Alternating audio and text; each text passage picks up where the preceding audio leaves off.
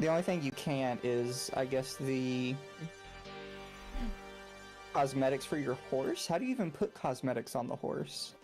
So first you need to unlock the horse in Duviri. And then once you have the ability to ride it outside of Duviri. Actually, you can customize it while you're in Duviri. Hi, chat, by the way. You can use it outside of Duviri? Yes, once you reach rank 10 with it. Although you can only use it in open worlds, basically. Why wouldn't I just use my Arcwing? Exactly. I'm Exactly. I mean, here's the thing. I would, if I feel like it fits with the thing I'm going with, then sure. But otherwise, yeah, no. Like, I guess I could see that, right? I could see it as like a fashion frame kind of statement. Yeah. I don't think I would use it for anything else, though. No, yeah, exactly. There's a lot of things in Warframe where it's just like, I'll use it as a fashion piece. You know? Yeah, like, I'm not fucking using that as, like, because my Arcwing's just quicker. Yeah. Let's see. Since you are fishy, we'll give you the fish ephemera. What is this limited time peach blossom? Hello, everyone. There's some limited time ephemeras? Oh yeah, because it's the Lunar New Year. What do you think of them? Huh? What do you think of them? They are for the Chinese New Year. That's what I think of them. You're not a fan? They're for the Chinese New Year. That is what they are. Oh, anyway. Fair. Sorry, chat. I had a laughing fit before the stream started. Cause I'm making this we have yet to get Mizu Gauss, or excuse me, Gauss. You can call him whatever you want. But I wanted to color Gauss a little bit like Mizu because I feel like it works. And Mizu told me I should change the color and make it look like it was the trans flag. And I'm just gonna be open right now. We're just laughing because of how close the colors already were. Yeah, that was all you had to do was change the purple for pink. Like here. Just... Like let me just do this. And we're not making fun of anybody here. We just thought it was funny. How close it was. We're not doing that because Mizu doesn't have those colors as part of your color scheme. But there we go. I think it matches. I think it does pretty well. You got the fins behind the head. I gave you a jetpack because why not? And because Gauss is literally a shit disturber, I figured it was perfect for you. Fair enough. I wish I could name that, but it's whatever. Anyway, chat. Today's an exciting day because not only am I playing on a day that I don't normally play. You got your Twitter account back. I got my original Twitter account. not like one of the alts, but your actual one, and I'm so happy about that. My one that's almost at 7K. Yes, and I made the joke that I am no longer the most followed one on the list, which is fine. I don't care. But that is good because I feel like you were way more respected with that account. Like a lot of other people, 100%. A lot of other people looked at that account. Do you have like some of the high profile people that followed you on your other accounts that follow you there? Oh yeah, I got them here first. That's what I figured. Here I will loop back around to what I was doing later. You were looking at fashion because you got a 99, was it 90 or 99% off? Yes. It's lucky. I got a 70% off today. Lucky fish boy. I never get that. Ever. I can't get the blueprint. The blueprint is very hard to get, yes. In fact, I will open up the Warframe marketplace. I want to see just how expensive Gauss is. Let's see. He is 120 platinum. He has sank deep in price. I guess if you really don't want to grind for him, you can just buy the whole thing. No, I'd kind of rather grind when it's that high up. Yeah. No, I mean, to be honest with you, 120 platinum is about common for most good Warframes. Warframes that are out of print, that are out of rotation, typically go for much higher. Well, oh shit. I've also got to point out that I literally can't afford it. Did you already because spend... you need credits. Oh, that's right, you have no money. I'm a broke bitch. You have you have platinum but no credits because this game has an economy of credits and everything costs credits. That's right. Why did you spend your credits on recently? Nothing. Nothing? You just didn't have them to begin with? Yeah, just casually leveling up some of the mods I'd never leveled up. Oh, fair enough. And like, I still had a point left on Prime Continuity. And you're like, you know what? That's 1,000,000 credits I'm worthy spending. Well, yeah, because, like, those mods are special. Oh, yeah, they are very special. They're worth leveling up, and you only do it once. That's the best part. Oh, good. I realized that at least the backside, my Hildren Prime build has a very similar color scheme, at least in the backside. Although I think she's more purple than yours is. Hi there, hello there, welcome, welcome. I see a couple of new faces. If you are coming in for the first time because you've seen a video of mine, welcome. Thank you for being here, I appreciate it. I also tweeted it out. Oh, awesome. That too. I talked about this earlier. My most recent video, which I was like, you know what? I saw that Pupsker was doing this. I want to give my opinion too, because I feel like whenever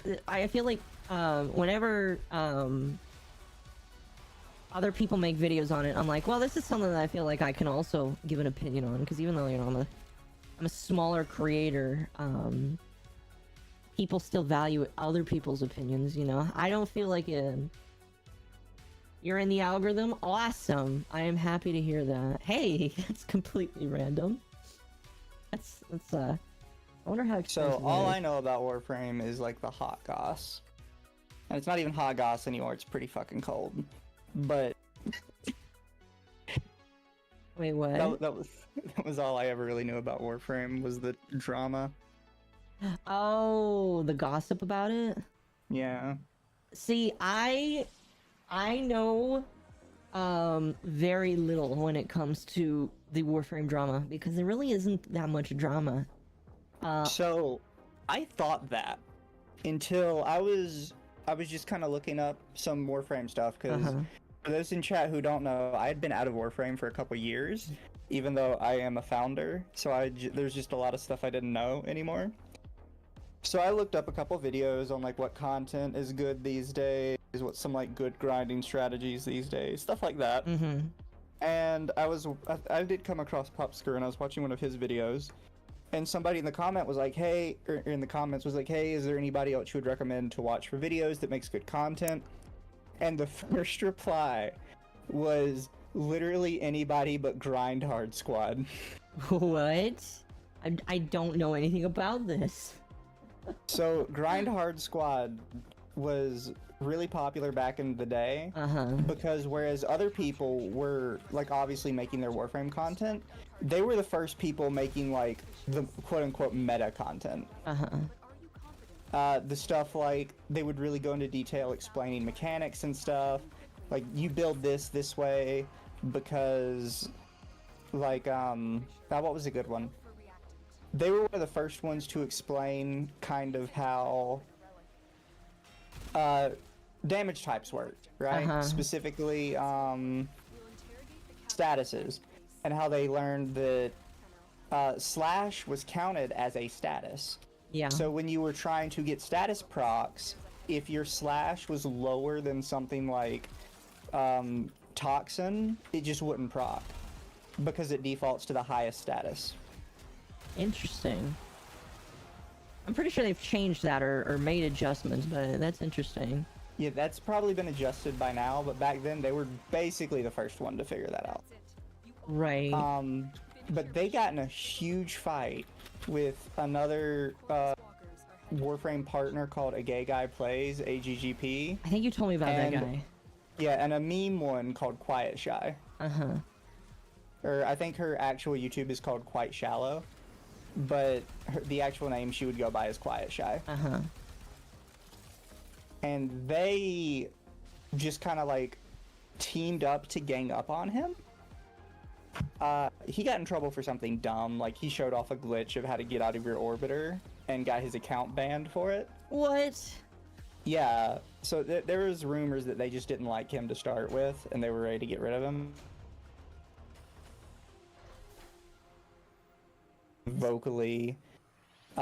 Vocal against some of the stuff DE was doing at the time. Right.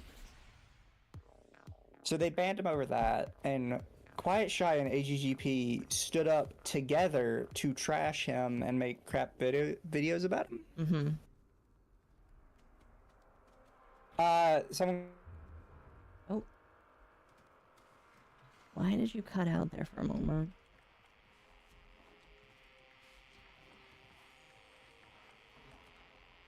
YouTube profile picture is of a Vauban that's also a train, and it looks really funny. You cut out there for a moment. Somebody else had joined in. Okay. I can't remember his name off the top of my head, but his YouTube profile picture is of Vauban, but he's like a train, and he's got like a silly face, who stood up for Grind Hard Squad and was like, yeah, no, DE's being kind of shit about this, and you two are making things worse. Right.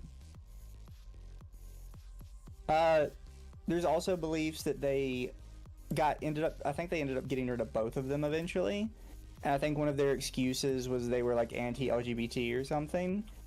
But their evidence for that was one of them thought it was really weird that A Gay Guy Plays was making content that was, quote, child safe, but repeatedly making sex jokes the entire time. Oh, yeah. I think not you like mentioned little that. sex jokes either. Like he would constantly talk about, man, this mission is like getting fucked in the ass like my boyfriend does to me every night. Gosh. Like just really on the nose shit. What the fuck? Yeah. Like, I don't care about gay shit. Just not in front of the kids, man. What the fuck? And they weren't calling him out for like being gay. They're like, yeah, no, this is kind of fucking weird, dude. What the hell? Excuse me. The train guy, what happened to him?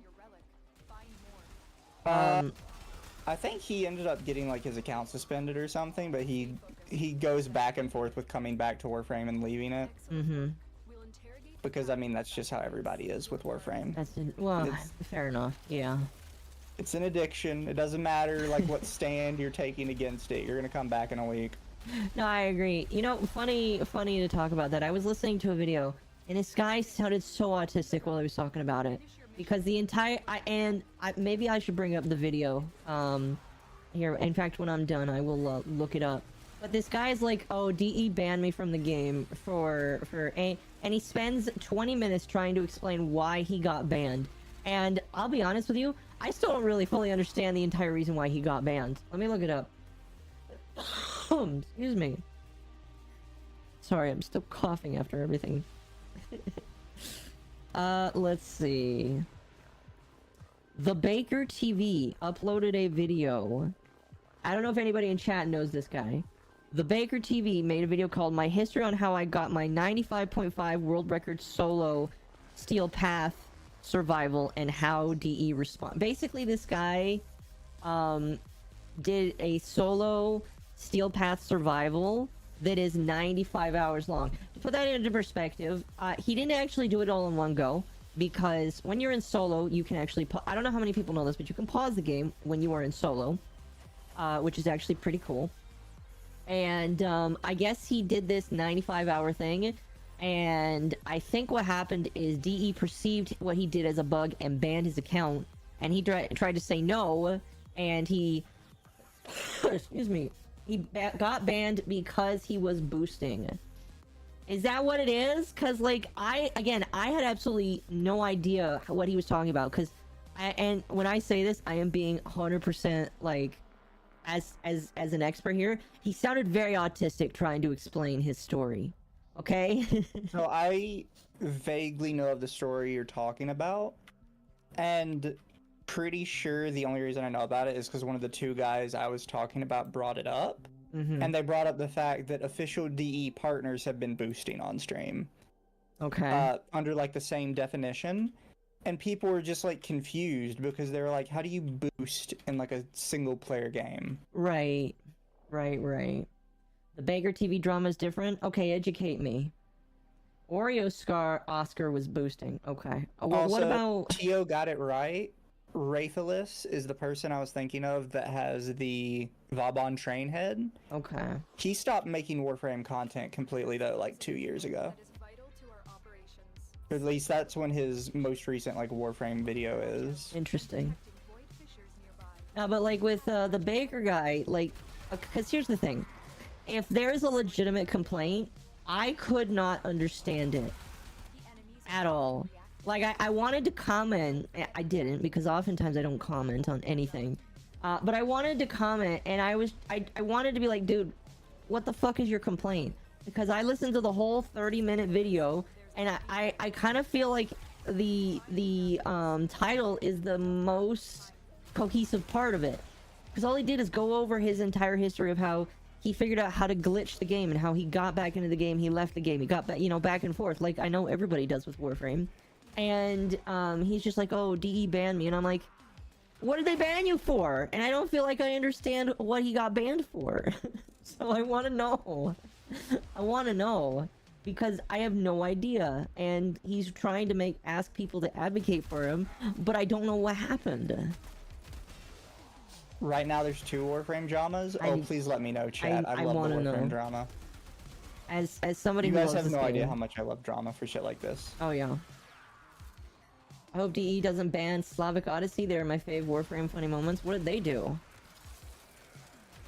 See, this is the reason I would personally never be like a Warframe creator, because DE themselves is like sketch as fuck when it comes to dealing with their community. How so? Like we were kind of just talking about, just like the bans. Because it's not like DE just bans you from their creator program. If they don't like what you're doing, they would just straight fuck your account. Some YouTuber got banned because of a contract thingy. I would need some more context on that. I mean, I only make content on this because I love it.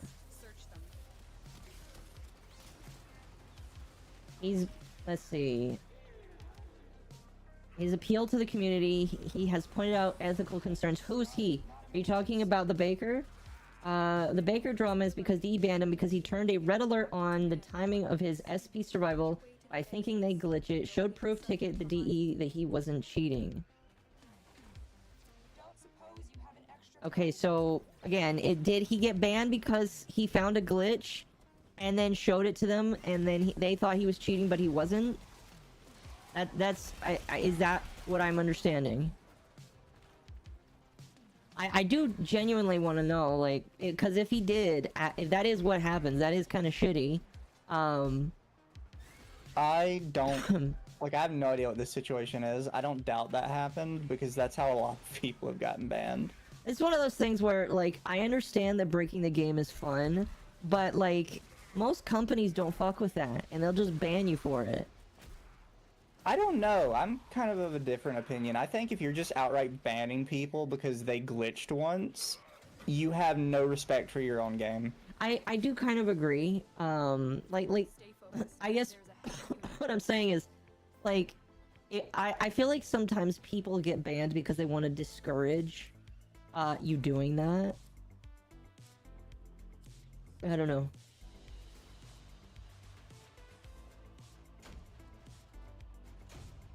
He wasn't glitching, he was caught by a glitch in the auto-banning system. Rebecca blocked him when he was trying to show it, when Pablo and Steve literally ignored him and the support didn't show any response. Well, I don't know why they did that. Excuse me. Wow.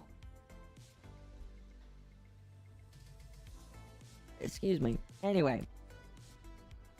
Dude grinded so long in a single mission, the system flagged him as having other people playing his account, which isn't allowed. But the reaction has been BS. Yeah, I don't know. Like... See, that's one of those things, like, why would you care? I don't know. That's a legitimate question. If somebody in your single-player game lets somebody else play their account, why would you care? I don't know, man. And that's been an issue I've had with DE for a while, because this isn't the first time they've done stuff like that. No, they've done... I know that there's been drama with stuff like the whole femboy stuff in the past.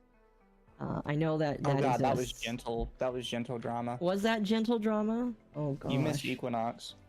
Oh no. What? Wait, what? Equinox was supposed to be trans frame. Were they really? What was that? That's like what official? everybody wanted. Oh, okay, that's not what was official then. They were supposed to be like trans/gender non-conforming frame. Well, they are kind of gender non-conforming. In one side of them. I guess in that part they are, but as in like, sorry, gender fluid, I guess is the word I'm thinking of. I see. Because like one looks very masculine, one looks very feminine, and obviously, like you said, that wasn't originally like in the plan. It's not canon or anything. No, I don't think it is. People wanted it so bad that like the shit they stirred up for weeks was ridiculous. Was any of it stirred up by the company, or was it just the fans? The fans, but then it gets to the point where it's being brought up in game. People are getting banned in chat and stuff like that. It's okay, that's one of those things where I'm looking at this and it just feels like they don't want any drama in their game whatsoever, and so they're just gonna ban it outright. Which isn't feasible. No, it's not feasible, but that is like the corporate response that I feel like you see, is where they're just like, I'd rather just not deal with it and not get involved. So I've actually brought this up, not necessarily about DE, but about other stuff. I'll use VShojo as an example. You can't equally be the corporate company that just does the corporate response and also sit around and tell people how like down to earth and, you know, with your community you are. You have to choose one or the other. And DE has that problem where they want to be like the nice indie company that is really in touch with their community, but then as soon as anything bad happens, they immediately become corporate. Right. They want people boosting you because it disrupts the game's economy. I mean, I kind of get that. Let's see. Remember the fanboy drama where I've been playing him right now?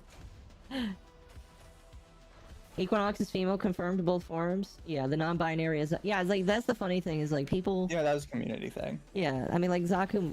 I'm fine with Zaku because it literally makes sense. 3 Warframes in 1. It's 3 genders. Neza is called a petite boy. Yeah. Isn't that just... Yeah, they'll never use the term femboy. Well, isn't petite, like, another word for femboy in Japan? Or just, like, I don't know. No. No. I don't know what you're thinking of. Petite just means small, short. Okay, fair enough. Tiny. Shota. No, that's child. Young boy. Zaku is a pretty void critter. Yes, very much so. Oh, all of these really suck. I've just been choosing random ones. Ugh. I don't know, the fissures just kind of suck. Oh. Hey, hello. They use they, them, not because they're non-binary, but because they're literally multiple motherfuckers. Yeah, that makes sense. Like, okay, here's the thing. And I feel like DE does a decent job at this. If they want to include, like, something that, like, is quote-unquote diverse. I don't really like the word diversity. I just include everybody, because I feel like you don't really need to have quote-unquote diversity in order to fit everybody in there. You can just have everybody in there and have them all make sense. I feel like DE does a decent job having everything make sense. Still not sold on Fortuna 100%, but for the most part, I'm okay with it. Excuse me. What about Fortuna?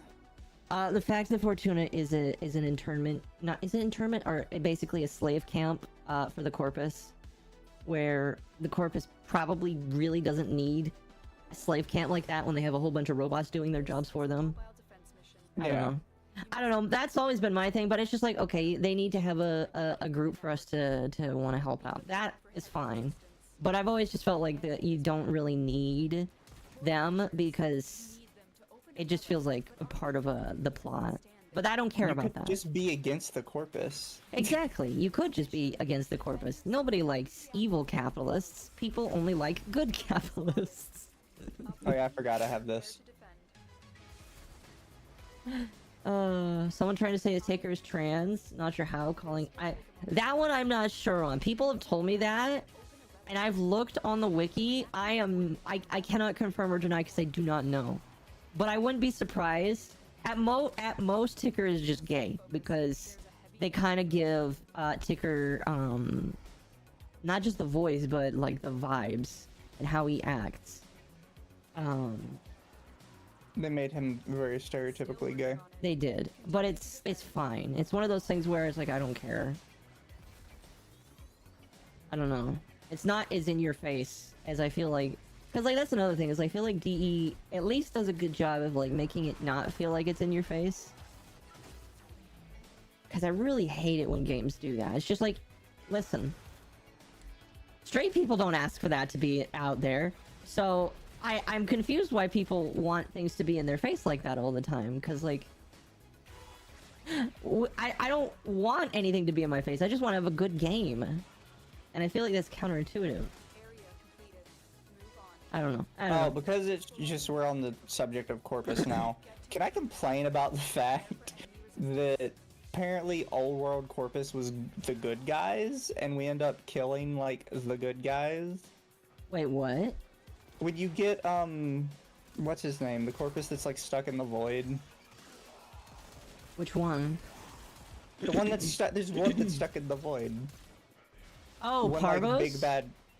Yeah, Parvos. Yeah, Parvos Granum. Yeah, and we're supposed to get rid of Parvos, because Parvos is bad guy, but literally everything Parvos says is like, yeah, I completely agree here. Well, okay, so the problem with Parvos Granum, I actually did a short on this, look, because I was really interested on his history. The problem with Parvos is he is also a scammer. And yes, he literally started a pyramid scheme in order to get his brethren out of the hole. Is that a problem, though? Pyramid schemes? I kind of feel like pyramid schemes are a problem, because the guy at the top is profiting from the guys at the bottom, and the guys at the bottom will never, like, actually go that far, unless they're, like, closer to the top. Here's, I guess, the issue, right? Because I'd have to look into it. But a lot of people kind of mistake pyramid scheme for just regular corporate structure. Because if you look at regular corporate structure, it is also shaped like a pyramid, which the shape of the corporate structure is not what makes something a pyramid scheme. It is the nature of how business is done within the corporate structure. Let me look up the because that's always how they describe it, is like there's a guy at the top and then he makes money from 2 people under him, and then those 2 people make money from the 2 people under them. And it's like, okay, look at like a grocery store chain. The CEO makes money from his managers. The managers manage stores, which have different department managers. Right. And the different department managers have multiple employees under them. And I'm not going to disagree with you. I think so. If I remember correctly, what he did is he basically hated the Orkin, which is fair because everybody hates the Orkin. Nobody likes them. And he wanted to show that show his family that he could make fortune. So what he did is he went into the Orkin cities, because like the people that like Parvos lived with, his family, like his part of the race, were like the lower / middle class. They were in charge of making food for the Orkin, basically. And so what he did is he walked into an Orkin town and stole from them. And he was caught, and they cut his arm off, which is why he has a golden hand. And that didn't deter him. He ended up doing it again. And what he did is he took what he stole and used it to loan it to other people, and told them to go tell other people and get them into loans and get them to give him money so that he could build a city with it. That's not really a pyramid scheme. Huh? That's not really a pyramid scheme.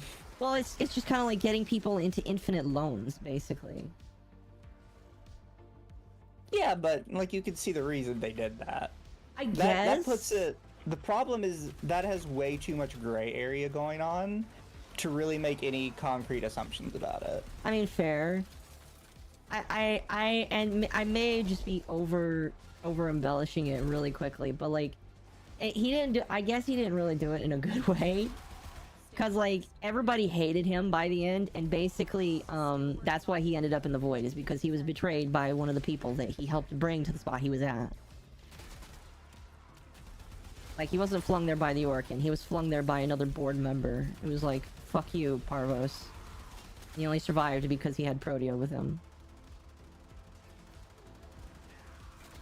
Not saying he's necessarily like a good person. Right. However, given the context of Warframe, I kind of think everyone's a little bit shit. Oh, I am 100% in agreement. I don't think that the Warframes or the Tenno are objective good people. I think that we're just kind of here dealing with the shit sandwich we got, and I don't think we always necessarily do it the right way. Yeah. At all. Because like we are the reason, you know, the how we can teleport between planets. Like, those teleport points were shut off, and then we opened them. We are the reason why the infected get out. Or, excuse me, the infested get out, you know? We're the reason why so many of these things started. Technically, it's our fault that a lot of shit happens.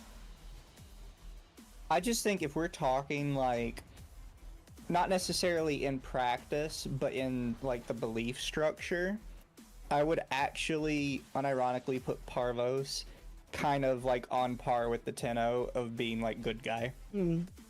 I think he's just objectively evil now, because all he wants is like to...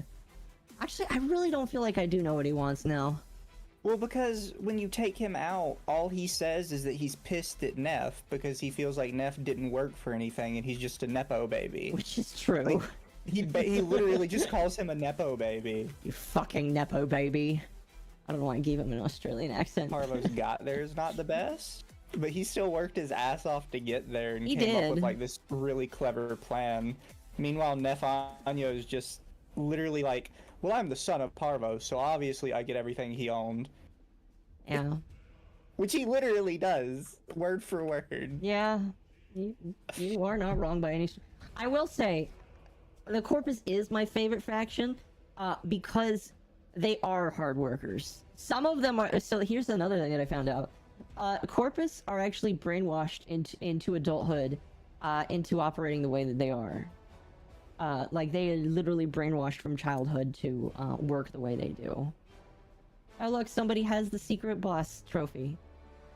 Which is why it's funny when you're doing the really big, like, Devary Paradox mission, I forget what it's called, where you have to play as, like, different Corpus and stuff. Oh, well, it's not Devary, the New War mission? Yeah. Yeah, I know what you're talking about. When the one Corpus guy figures out he's been tricked, like, at no point does he say he's doing anything for what's his name? Yeah. Alad V. Yeah. The entire time he's like, it's for the Prophet. Oh yeah, for the Prophet. Exactly. And even at the end, when everything's done, he immediately turns on Alad V and he's like, no, we do it for the Prophet. Exactly, they do it for the money. I do it for the money, bitch! You're not the money! My favorite faction is Grenier because of clones and slavery. Damn. No, I like the Corpus because even though a lot of them are like brainwashed into this, into their overworking lifestyle of trying to get money and gain, and maybe a lot of them are like Neff, a lot of them are also really hardworking and probably think like, I think his name is Miso. It's Miso, I believe his name. He's like my favorite Corpus, and I want them to bring more. I want him to bring him back because I don't think he's dead. I thought he was initially, but I don't think he's dead. I want more of him because he's great. I like Clem. Everybody likes Clem. You are evil if you don't like Clem. I'm sorry. Clem is why dual Dakas are amazing. Exactly. I was completely unaware I was allowed to use Reeve while I'm doing this. Which one are you playing? Oh, you're playing, Revenant. Yeah. playing the popular What matter? Are you frame. gonna click it? I don't know why you guys jumped up there anyway. Y'all forgot about Sigor. Sigorel. I like Call. Call is pretty cool. Hey! What is this with only getting like 3 people? I mean, like, it's fine, but like, I guess there's not a lot of people on right now. Make Call's mission duos, because Call and Clem. That would be cool.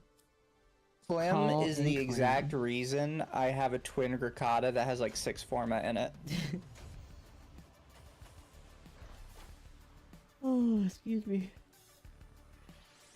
That sounds amazing. Clem is based. Oh, we're doing brown pigment this week. Would I like some free ribbons? I would. Just not right now. You'll have to contact me on a time I'm not streaming. Speaking of these pigments, I need to turn them in. So I'm gonna take us to the dojo so we can turn them in. Fair enough. I don't care about Claim anymore. Call. No, but like, the Corpus are my favorite faction just because I really like their aesthetic, and I would one day like to get an outfit in like a Corpus style aesthetic. I feel like that would be amazing. It's Tenno Lab, right? Yes, it is Tenno Lab, but I think we only have like, yeah, I am gonna contribute the rest of mine. Done. In 1 day and 12 hours, I can choose a new color. Oh, is that all of it? Yup, I grinded all of that. I'll tell you what, you get to choose the next color. Wait, how many colors are we have to get really? all of the ones with a star next to their next to them are done. Okay. How many items does it take to fully complete a color? If you click on it, it'll tell you what it requires. Okay. So you're only allowed to choose one a day? You're allowed to choose only one to work on. Oh my Okay. gosh, am I getting raided? I am. AFT raid. Oh my goodness. Hello, raiders. Welcome. So yeah, we'll have to wait till this one is done and then we can choose a new one. So tell me which one you Gotcha. want and we'll do it. Olympus Blue. Olympus Blue, and which enemy do we need to kill to get that one? Just Lancers. Lancers? Oh, that'll be easy. Probably requires 2,000 of it then. It requires like 3,000 or something. Fair enough. Hello, James. Welcome. Welcome, welcome. Let's see. I wonder if what void fishes are in void storms. Did you get rated on YouTube? I did, yes. Okay. It's happened to me a few times.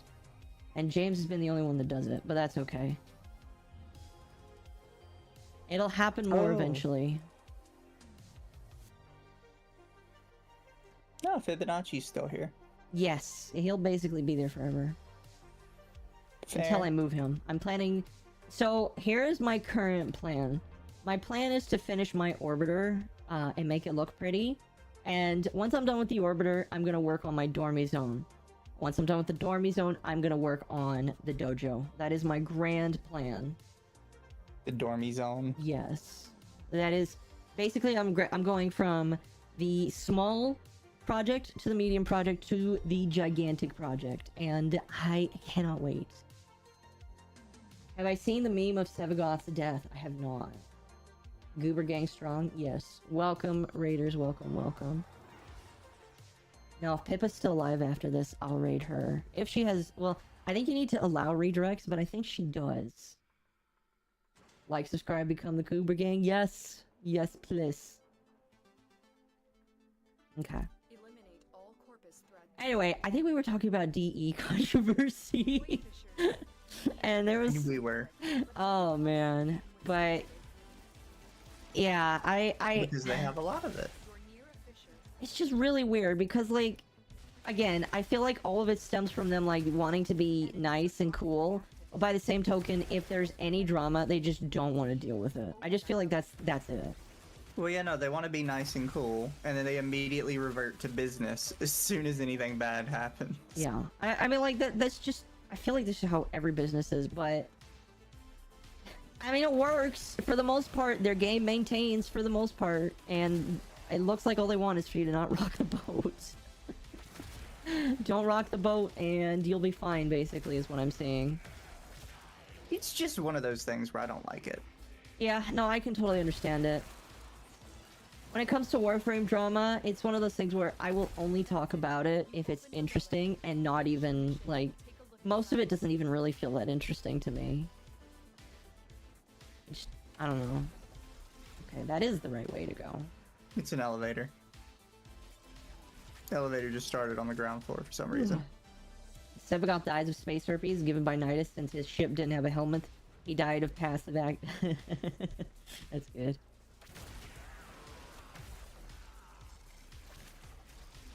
Oh, goodness.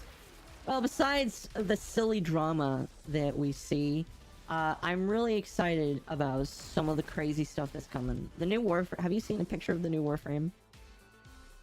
No. Who is the new one? The new Warframe's name is Dante, and he looks like a Dorito. Oh, yeah, no, I did. Okay. You told me about him. He also uses a book, a tome, and he looks amazing. Why are all these starting on the ground floor? I don't know. It's a good question. Any thoughts on Steinex Deluxe? The fact that they gave Steinex Deluxe nipple pasties is really weird to me. Have you seen the new Deluxe skin for Steinex? I have. People are down with the nipple pasties. Yeah, I know. It's crazy. Unironically, whenever I see something like that in any capacity, I have to wonder if it's Rebecca that asked for it. Oh my goodness. So they did a dev stream, short stream. It was like a 15-minute stream. And they do these to connect on a more weekly basis. And there was a short moment where Pablo is they're talking, and she's like, "Oh, I was reading this," and Pablo's like, "Oh, it's not your smut," or something like that. I have to find it and send it to you. Know what? I'm gonna look it up because I want it to be. I want female Loki. You mean Avara? Look, we all know Avara was intended to be female Loki. You got what you wanted. Very true. True. Cool. I don't have that. That is vaulted. That is the Gara hammer. Oh, it's a hammer. We need battle axes. Technically, we have one battle axe. We need more battle axes. We do. That would work as a battle axe. It's a glass hammer. From the side, it looks like a battle axe. It does, yes. There's a dev stream where Citrine's model is a femme Loki. Very true, that is a dev stream. That is the one that introduced him. And in the most recent dev stream,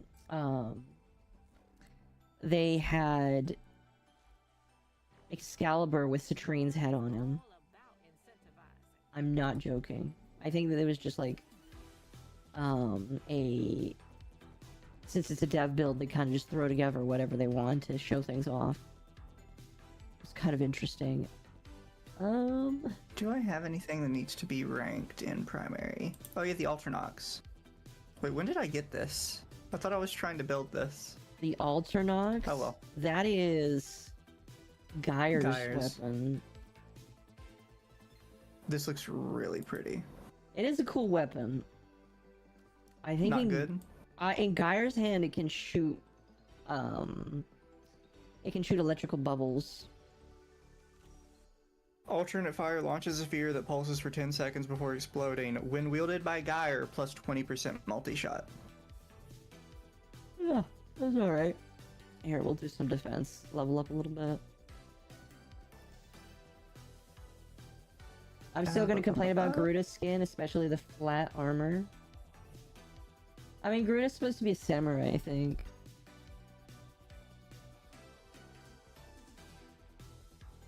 Alright, I want to see a close-up picture of the Steinex skin.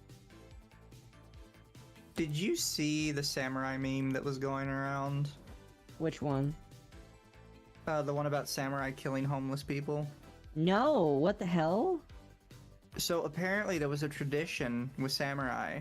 I forget the Japanese word for it, Yeah. but it basically translated to highway killing or something similar to that. But basically, back in ye old day, when a samurai would believed he had perfected a new fighting style, Yeah. or when he got a brand new sword, he would late at night go kind of out in the country and wait for a passerby to come, and he would just straight up kill them What the hell? to test his new weapon or his new fighting style. Oh my gosh, those nips though. I know Cyanax Deluxe has got the nips. That would they would never get away with that if it was a female. Fisher, defend yourself. I want Sevagoth Umbra. There was some jokes about more Umbras. I do wonder if they're ever going to bring an Umbra. The thing about Umbras is that, like, Umbra was a one-of-a-kind guy. It's not like there was a whole army of that specific Warframe. That'd be cool, though. Reactant. Don't forget the reactant. You need more to open that relic. Like Kora, might as well get in Prime too. To get normal. Listen, if you want Kora, the Prime is easier to get than normal, in my personal opinion. Because in order to get normal Kora, not only do you have to play a bunch of Sanctuary in order to get it, but then you need Kavat scan codes in order to get her. And that is not easy to get. The easiest way to get it is by spending platinum on it. Which I did in order to craft the normal one. Because screw trying to take pictures of Kavats to get the code.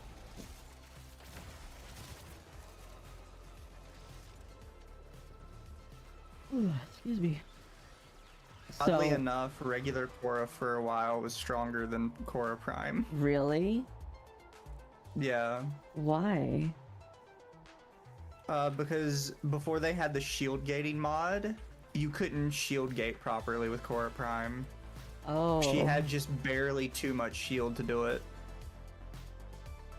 So like, oh yeah, because Prime There might still be Warframes. guides around that mention that. Because Prime Warframes get typically more stats than the regular ones do. So she just had just enough more than the basic one. She had just enough more to make it not work. That's funny. So if you looked up guides, people would be like, don't use Prime, use regular Kora. This will not work with Prime. Excuse me. That's funny. It's pretty comical, in my opinion. It is. I think, not specifically Kora, but shield gating in general probably got changed because of stuff like that. Mm-hmm.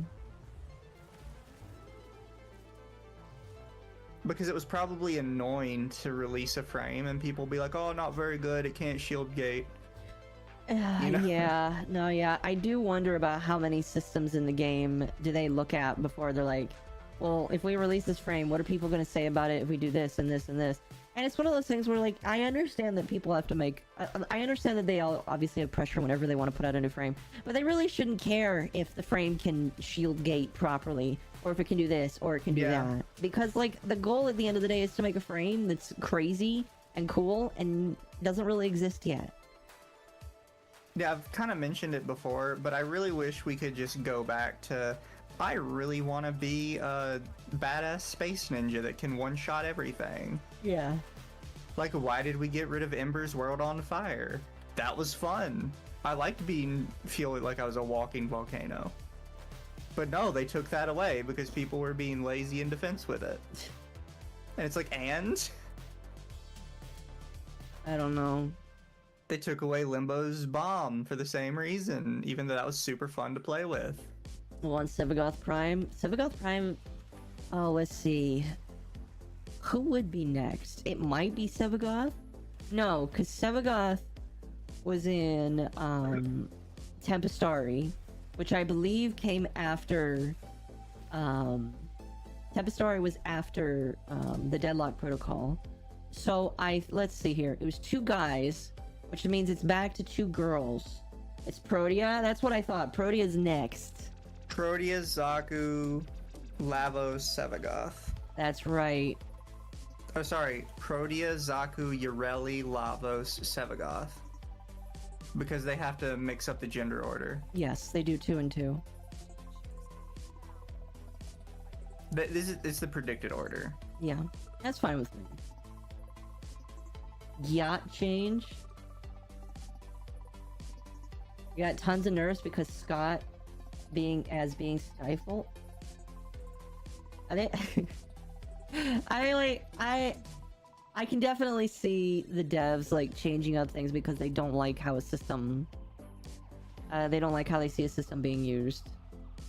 And I've always been kind of like, I don't really like it, because like if you invent a system and then someone breaks it, your job should not be to like ruin the fun. Your job should be to like encourage people to not do it by having things that are more fun to do.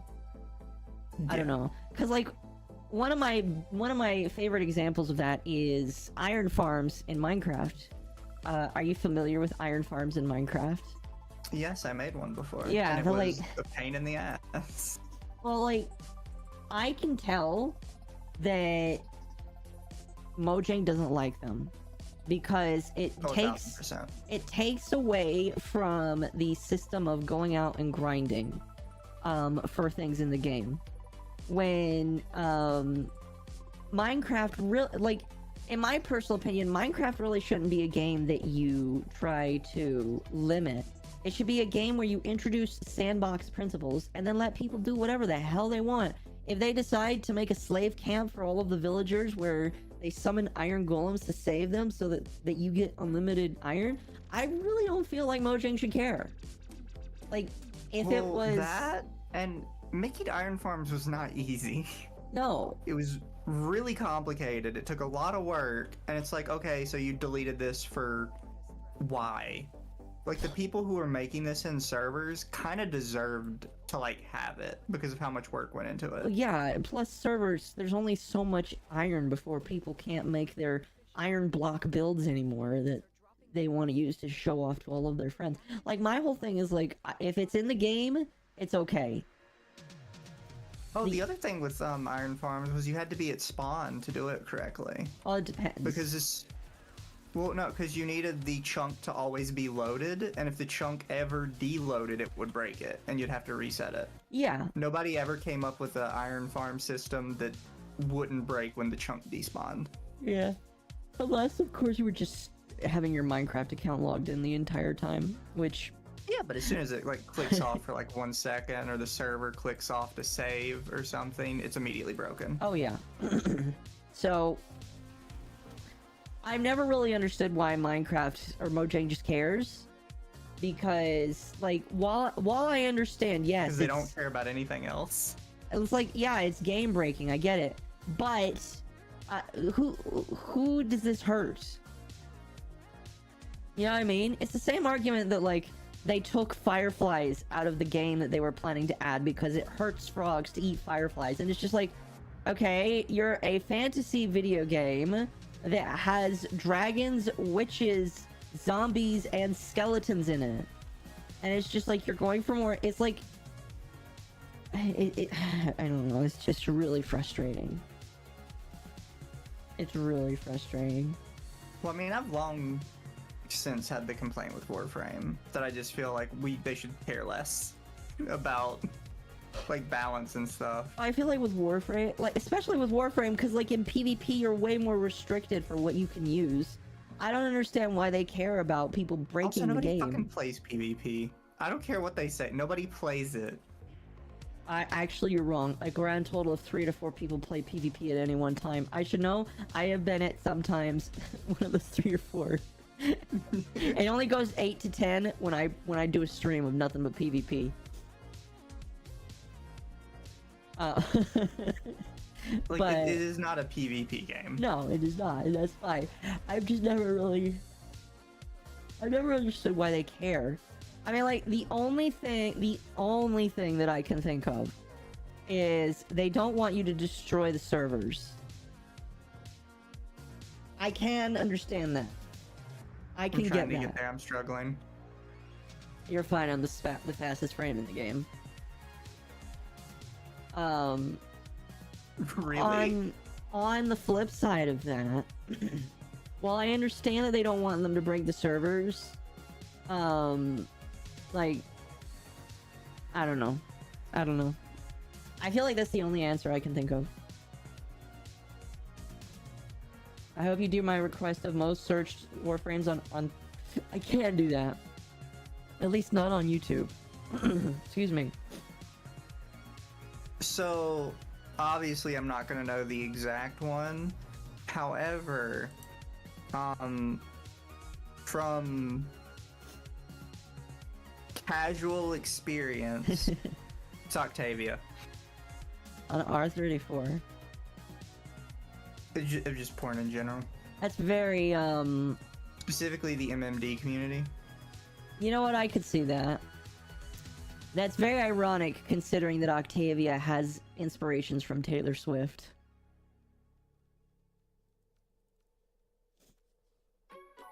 What's R34? Well, that's a conversation for not me. On R34, Excalibur of Saren has the most. No, Valkyr has the most. Valkyr has the most. Valkyr has 661 pieces on R34. Wow. Saren has 622. And then it absolutely plummets with Nyx at 273. You know what? That's about all I've seen Nyx useful for, is fashion and lewd stuff. It's not like an insult, like... Well, it kind of is. Because Nyx is literally useless. I hope that they rework her a little bit one day. What if I search this way? Nope. I don't really know how to use R34's search system very well. I don't either. Is this the right way? No.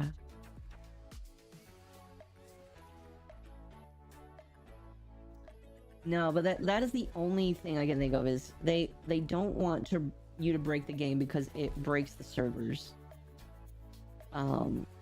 Like, if that's the case, like, I do kind of understand it, but like, I don't know, part of me feels like it's not just that, though. I genuinely think they just get really butthurt to see the game used in ways they didn't intend. Yeah, I don't know. There are a lot of devs for some reason that are that way, that if they see you using the game in a way they didn't specifically intend, they just get unreasonably upset about it. Yeah, and it's like, to an extent, I kind of get, like, you're creating a product that you really feel pride over, but like, you shouldn't get this so butthurt that it makes you look like a loser. And I'm not saying the people at DE are losers. What I am saying, though, is don't act like that, because it makes people laugh at you. Like, own it.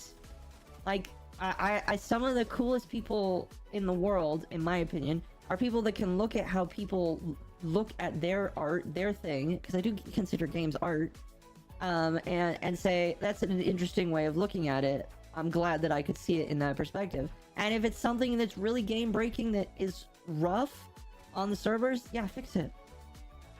But I'll never understand the pride.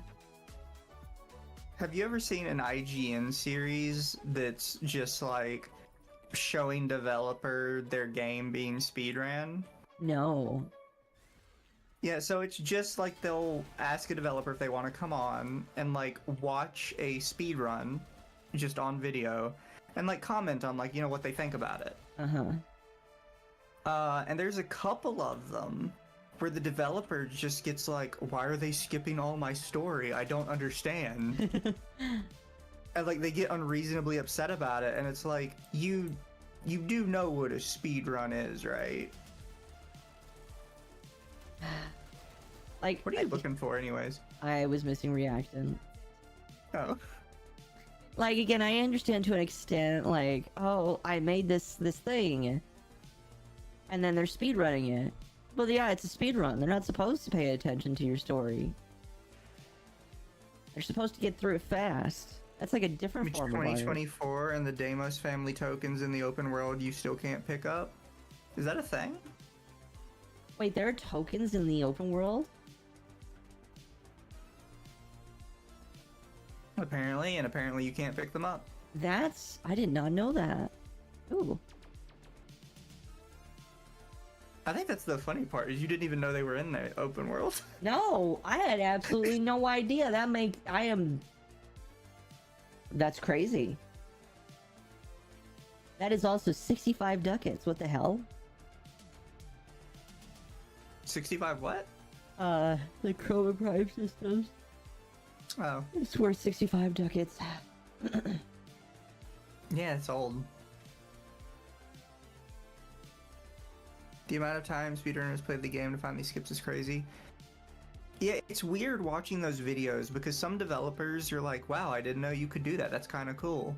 But then you get the occasional developer who's like, they're skipping all my story. You're not supposed to be able to get out a map there, bro. That's not cool. And it's like, well, why are you so anti-fun?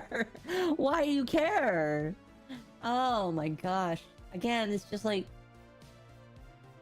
And it's weird, because they're like, why are you skipping all the story? It's like, you know, in order to speedrun, they've probably had to play your game like 300 times. Yeah, they probably know it Trust in me, and out. they've seen your fucking story. Like... Akko's probably been on Warframe longer than me. They know what it is. I've been on Warframe for a grand total of 14 months. Almost 15. Akko's probably been on Warframe longer than me and doesn't know that. I have been on Warframe since Founders. And when I came back, they just gave me more cute little tickets to put on my profile. It used to only be one. Yeah, I don't know. I think, regardless of the craziness I see, Warframe is an objectively good game. I think that the outward controversy that you see is minimal with them. And I think they do a good job, for the most part, of making people feel welcome.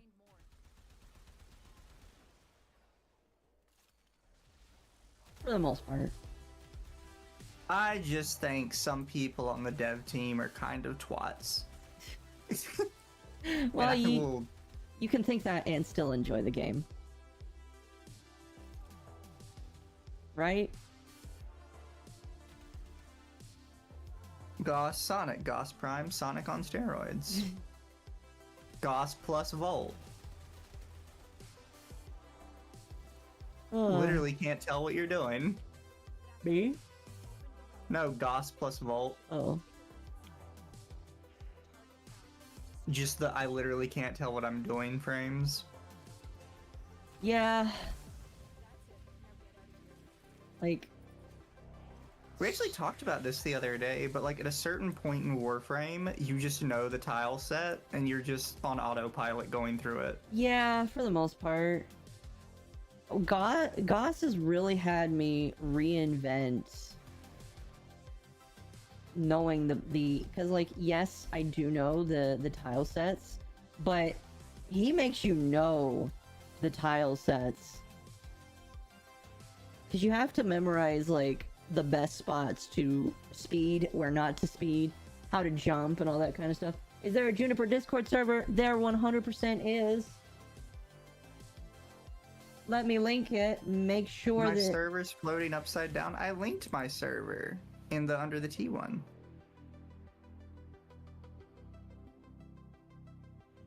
Let me make sure I link the right one, because mine does not.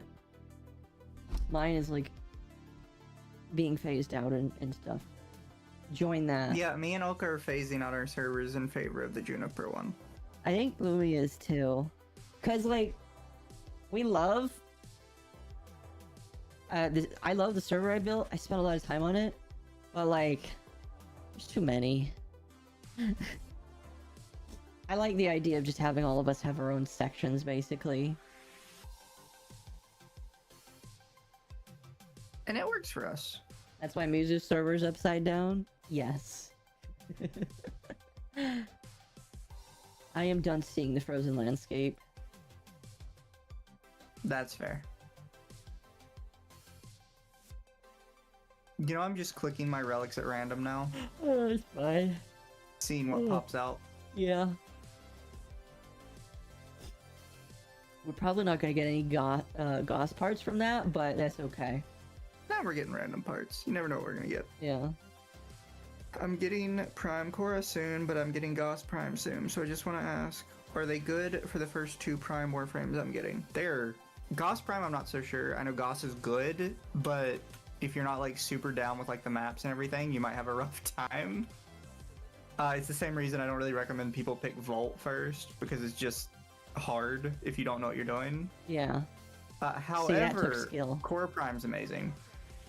Kora Prime as a first frame is amazing for those that want to get into grinding, because you need so many damn materials in this game. Your first couple months of Warframe is literally going to be you saying, I need this material. I'm going to go grind for a couple of hours. Awesome, I got it. But now I need this material. It's not necessarily a bad thing. She's genuinely just a better Frost at this point. Yes. So she's good for defense, which you're gonna, especially when you're clearing the star chart, you're gonna have to do a lot of defense. Yes. A lot. And sometimes you're gonna have to do it alone, because on like the really low level missions, unless there's a Fisher, regular players aren't gonna be there. Pretty much, yeah. Speaking of that, it's really weird that regular players aren't here either. I'm going to chalk it up to it's late at night. Fair. It's still weird that nobody's running Fishers tonight. What's your settings? Are we having an assassin coming on? Yeah, it's fine. What is your settings set at? What do you mean? Like, are you set to friends only? I probably am, but it should only work on yours. And we had people joining earlier. We'll check when we're done, because I think it can, no matter what. During the stream, I was getting Gauss Prime. Congrats. Hello, hello. It's about to be hump day. Yes.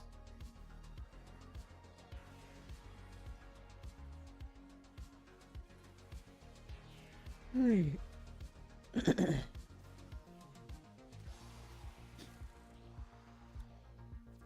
getting warm outside. I like to some degree Titania can keep up with Gauss, just because I don't have to worry about jumping.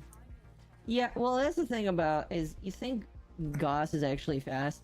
Really what they're doing is changing your FOV and giving you a speed up that's very similar to everybody else's speed up in the game. It just feels like you're running faster. Fair. Although when you use Mach Rush and then also use Volt's speed up, it is actually way faster, and it is actually kind of hard to pay attention. That's the one thing, is like when I'm playing with a Volt, I'm like, hey, could you not? And then they do it and I'm like, awesome, thanks. I already gave myself a sprint boost of like 50%. Well, I mean, they've got a sprint boost themselves. So it's just kind of funny.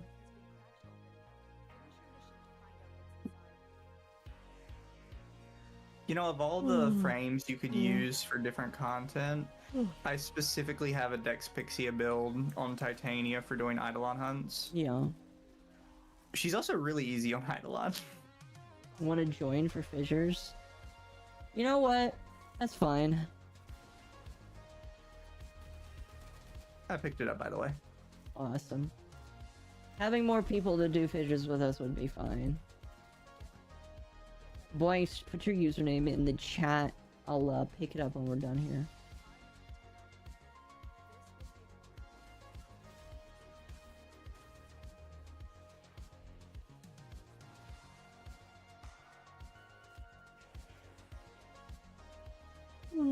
Excuse me. God, I forgot how much damage these do. What? My Pixias.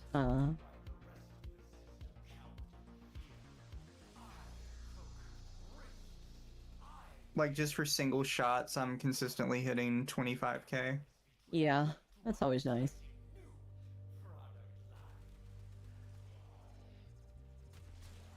And then nothing can hurt me because I have so much, like, flying stuff attached to me. Yeah, your hitbox is way too small. My hitbox is too small, and I have mods that even if I get hit, I take less damage. Imagine if you were Titania in tiny size and you still had the same hitbox. That would be Oh so my annoying. gosh, that would be so annoying.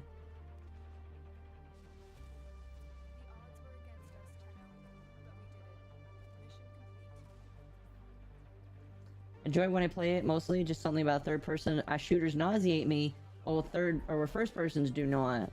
I'll be honest with you, you could not play this game first person. Period. It just wouldn't work. The bullet jumping alone is the only reason why. Also, I understand that because I do struggle sometimes with like motion sickness on games. Yeah. Like have a huge issue when games have a FOV slider that doesn't go over 90. I can understand that. Most games, if I have the option, I play on between 110 and 120. Yeah, the higher the FOV, the better. Except in Minecraft. Yeah. Minecraft is the only game where having a high FOV is like a bad idea.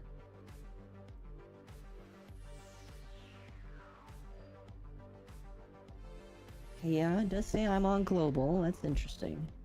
There's a lot of people online too. I don't even have an option to change it. Okay. You gonna bring in the new person? I have, yes. Ooh, the Act Furious is done. So we are going to swap back to my Kuvasir that I've been like very slowly ranking up. You know, I could swap us back to the ship as well. Up to you. Yeah, I'm gonna do that. It said session full. Yeah, we're gonna go back to the... That's weird. If it said session full, maybe that's why we've been... The party just glitched. I think that might have been what happened.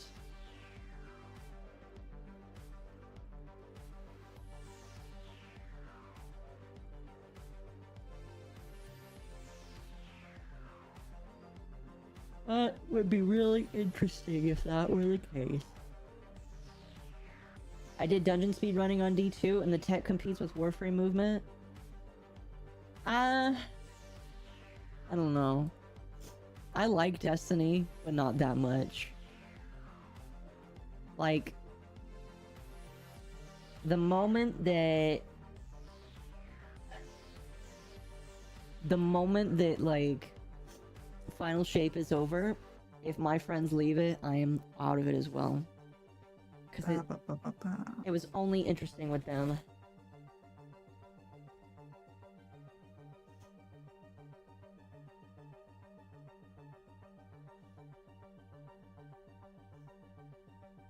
Ooh, why did that not work? Is it because of that? I'm on Nintendo. I'll work on the link thing. Okay. I'm not even buying till 2 months after. Hey, you're probably doing a good idea. That also means you probably don't have friends that are playing it with you. The only reason why I will probably buy it early is because I have friends who also are buying it early. Okay, so I changed my Titania's look. Okay. I just... you gotta tell me what you think. Oh dear. I'm I think it in looked until bad. all episodes are done.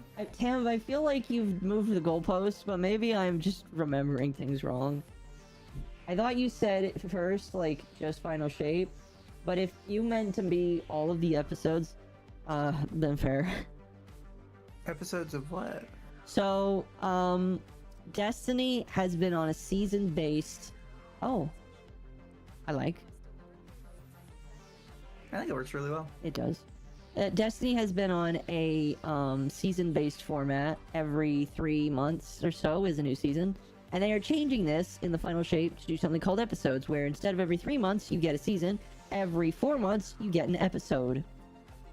We're not really quite sure what that entails. But we assume that means that there's just better seasons.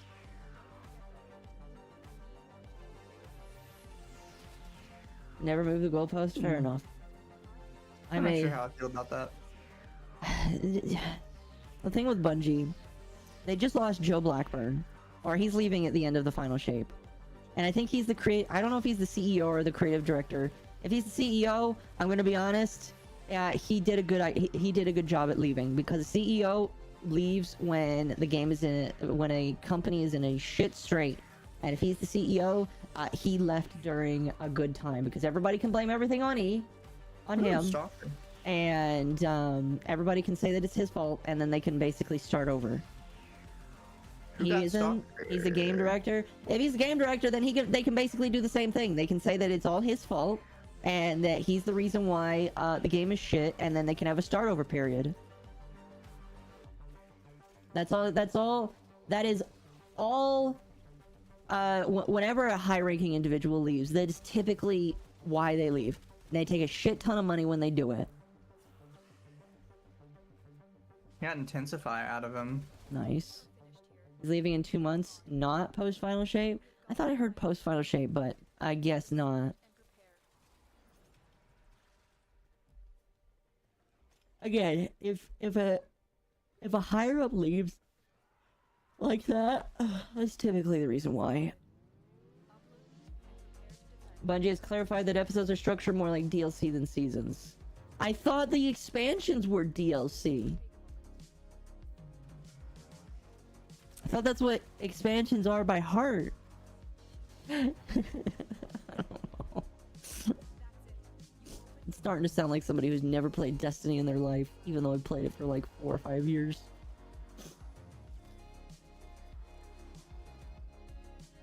I just can't enjoy Destiny. I mean, that's fair. Like, it's a good game. Gunplay is solid. Most of the story is good. I just can't deal with the office politics that game is bringing. And the tanks. My issue, and I've always kind of had this issue, which means I know the game just isn't for me. I genuinely don't like looter shooters. I mean, that's fair. I feel like when my gun shoots somebody, it should deal damage. The only reason I don't have this complaint with Warframe is because I'm so far ahead with so many mods, my gun is always going to do damage. Right. No, I totally get you. I think the problem that if I were to step into Destiny now, having played something like Warframe, I'd be upset that, like, there isn't, that the systems for having a good gun is just grind until you get that one roll, and it's just like, but I don't want to. Yeah. I would like to have something good right now to start out with. I think the only reason why I'll be okay with it when it's the first Ascendant is because it's a brand new game. And brand new games typically come with a bunch of brand new stuff that you give to new players. Oh, you mean the new Nexon game? Yeah. I actually thought it was kind of fun while I was playing it. It was pretty decent, and I can't wait to play more of it. Like, when it comes out, I will be making content for it. I don't know if anybody had mentioned this other than me. Do you know what the first Ascendant basically is? What is it? It's a Lost Planet. I've never played Lost Planet. I will have to show you Lost Planet one day, and I think you'll probably pick up on it like I did. Okay. The first Ascendant basically takes every single one of its mechanics from Lost Planet. Like, the mechanics themselves and how they play. Okay. Which I don't think is a bad thing. I wish Capcom would continue Lost Planet. Instead of fucking kneecapping it.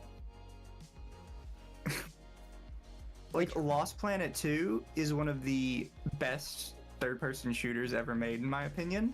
And you know what? You can't play it. Because it has Games for Windows Live as DRM. You know how long Games for Windows Live has been defunct? Like, 2 decades. Forever. Because Windows Live sounds like an ancient 2000s thing. Yeah. You turn it on and it's like, okay, what's your Games for Windows Live Microsoft account? It's like, it doesn't exist anymore. It's like, oh, well, you can't play until you give us the account. There's probably a way to spoof it, but that means you need to be a hacker.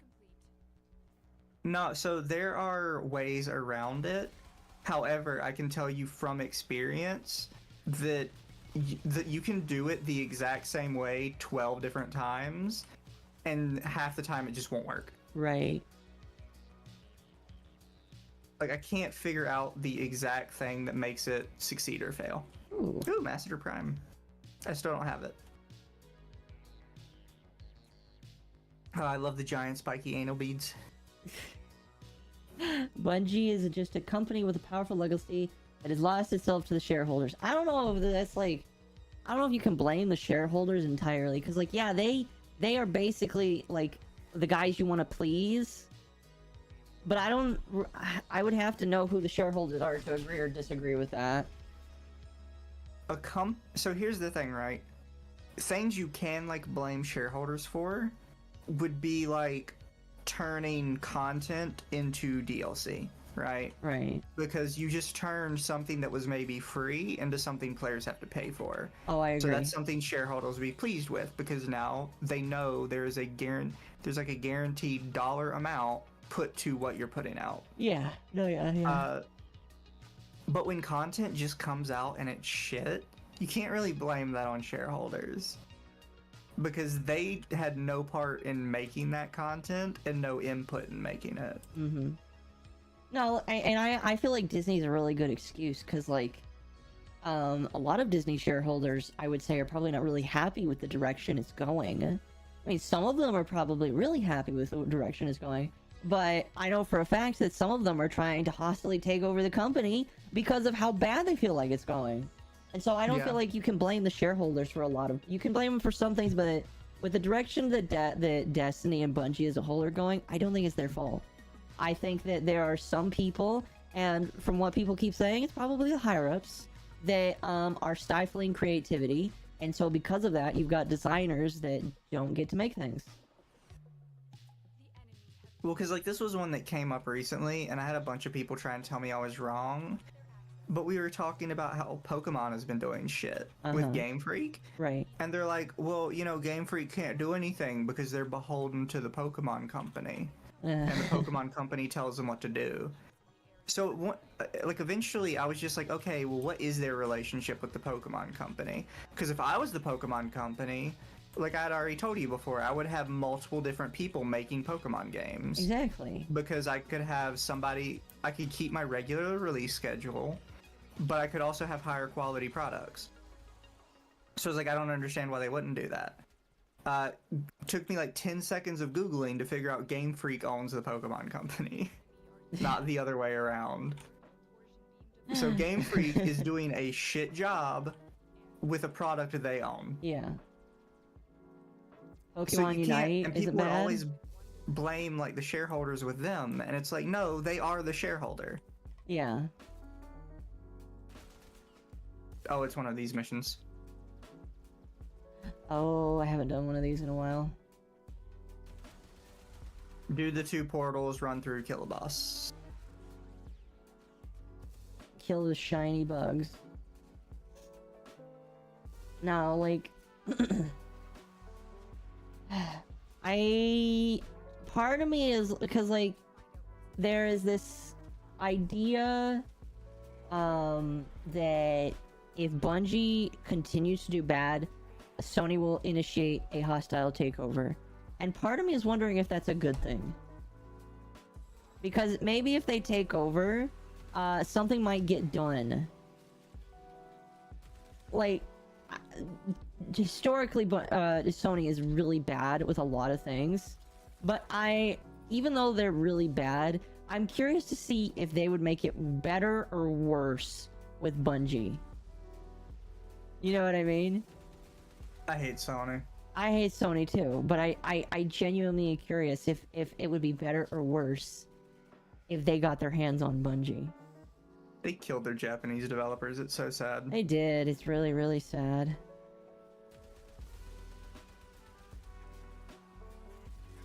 Senran Kagura is a shell of its former self.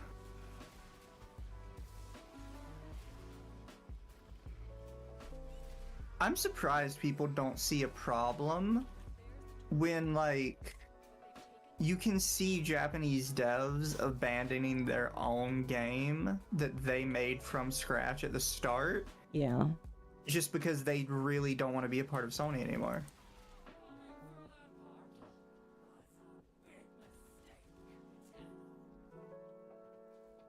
I think I think I am starting to get concerned because it seems Japan is leaning more into Western influence. Yeah. And it's not particularly good that they're deciding to do that. And I'm not quite sure, like, I mean, money has to be the only thing I can think of, but like, I'm not quite sure why they think that's going to appeal, because they have to see that, like, Americans are rejecting it, and if Americans are rejecting it, surely the Japanese are going to do even harder as well. Because they are, like, Americans, a lot of Americans are stupid. Japanese people have a BS meter, and it would, like, they would not do well. I'm just saying. It's already been failing over in Japan. The few games that have tried it. Yeah. You saw that what Nintendo announcement about looking in the game from January 2024 turned out to be? Did it actually turn into something? Did it turn into something? We were under the impression it was a please stop sending us emails about this fucking game we already know. Because that was, me and all my friends decided that's what that meant. Was please stop telling us, we're already well aware of it. Yeah. There's nothing we can do. Turned out to be about a different game, really? Would you like to share what the game was? I'm obscenely curious, because that would make it even funnier, because then it's like Pal World is so like fair use that they're just like, we don't even feel the need to comment on it. Oh my gosh, yes. It's like when... You know who Maddox is, right? Yes. Okay. So there was a time when Maddox is like, I'm gonna make a video about somebody I hate. Everybody thought it was gonna be about Dick Masterson, and it wasn't. And it was instead about like some random other person that he didn't like, and everybody was just really upset. I was like, no, he was going to acknowledge it, and he didn't. He cucked us all. And so it feels like that's exactly what's happening with Nintendo. Is everybody's like, oh, they're gonna take down the game, guys. They're gonna do it, and then they're like, actually, we're talking about this, and they're like, no, I can't believe you would do this to me. You're my game company. I thought you loved us, and they're like, just keep giving me money, bitch. You know you like to give us your money for half-baked products that even you say is shit. That's what it feels like. Didn't I send a picture of my Twitter earlier today? I did. Oh, man.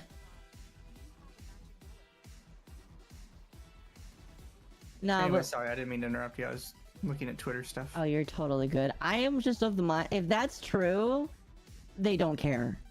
Not only do they not care, I think it's that the discourse around Power World is that much more hilarious. And... Yeah. Game is called Pokazoo. Yeah, if that's what a game is called, then yeah, I think that is definitely probably like pushing it. Like, oh, okay, yeah, it can die. Nah. Pokazoo is a metaverse NFT thing. Oh yeah, no, yeah, I opened up Pokazoo.com and the first thing I saw was Metaverse NFT. Then I actually clicked on their website and it said this website's unavailable. Oh my gosh. So the Nintendo Ninjas already got them. Use the Pokemon This is what we're font. talking about though, guys. If the Nintendo Ninjas want some shit gone, it will be gone. Exactly. It'll be gone way faster than like, oh, this game's been in development for 3 years, guys. Maybe we can get it taken down on its first week of release. No. No. That's not how this works. Because even then, like, I think a lot of people don't realize they have made so much money that if it really came down to it, they could use that money to just hire artists to make brand new models for everything. Yeah, probably. And the artist probably wouldn't charge an arm and a leg. They'd probably be like, I know how expensive it is to get a 3D model that is fully expressive. It's about $1,200 to $1,500. So if they paid like for a couple new models for the ones that were an issue, yeah, that's like probably $10,000, $20,000, $30,000. But hey, that's not a lot of money considering how much they've made. And some people think that they're actually fudging the numbers with how much they've sold, and they've actually sold more than what they've reported. I don't know how true that is, but I would believe it. See, here's the thing that like confuses me when people are like, oh, what the fuck? It just phased me through the, okay. Well, now I can't get through. I am underneath the... There. Stop flying. Yeah, it just phased me through it. Why is there femboy farming in the thumbnail? Because there's a femboy farming with us in the in the game.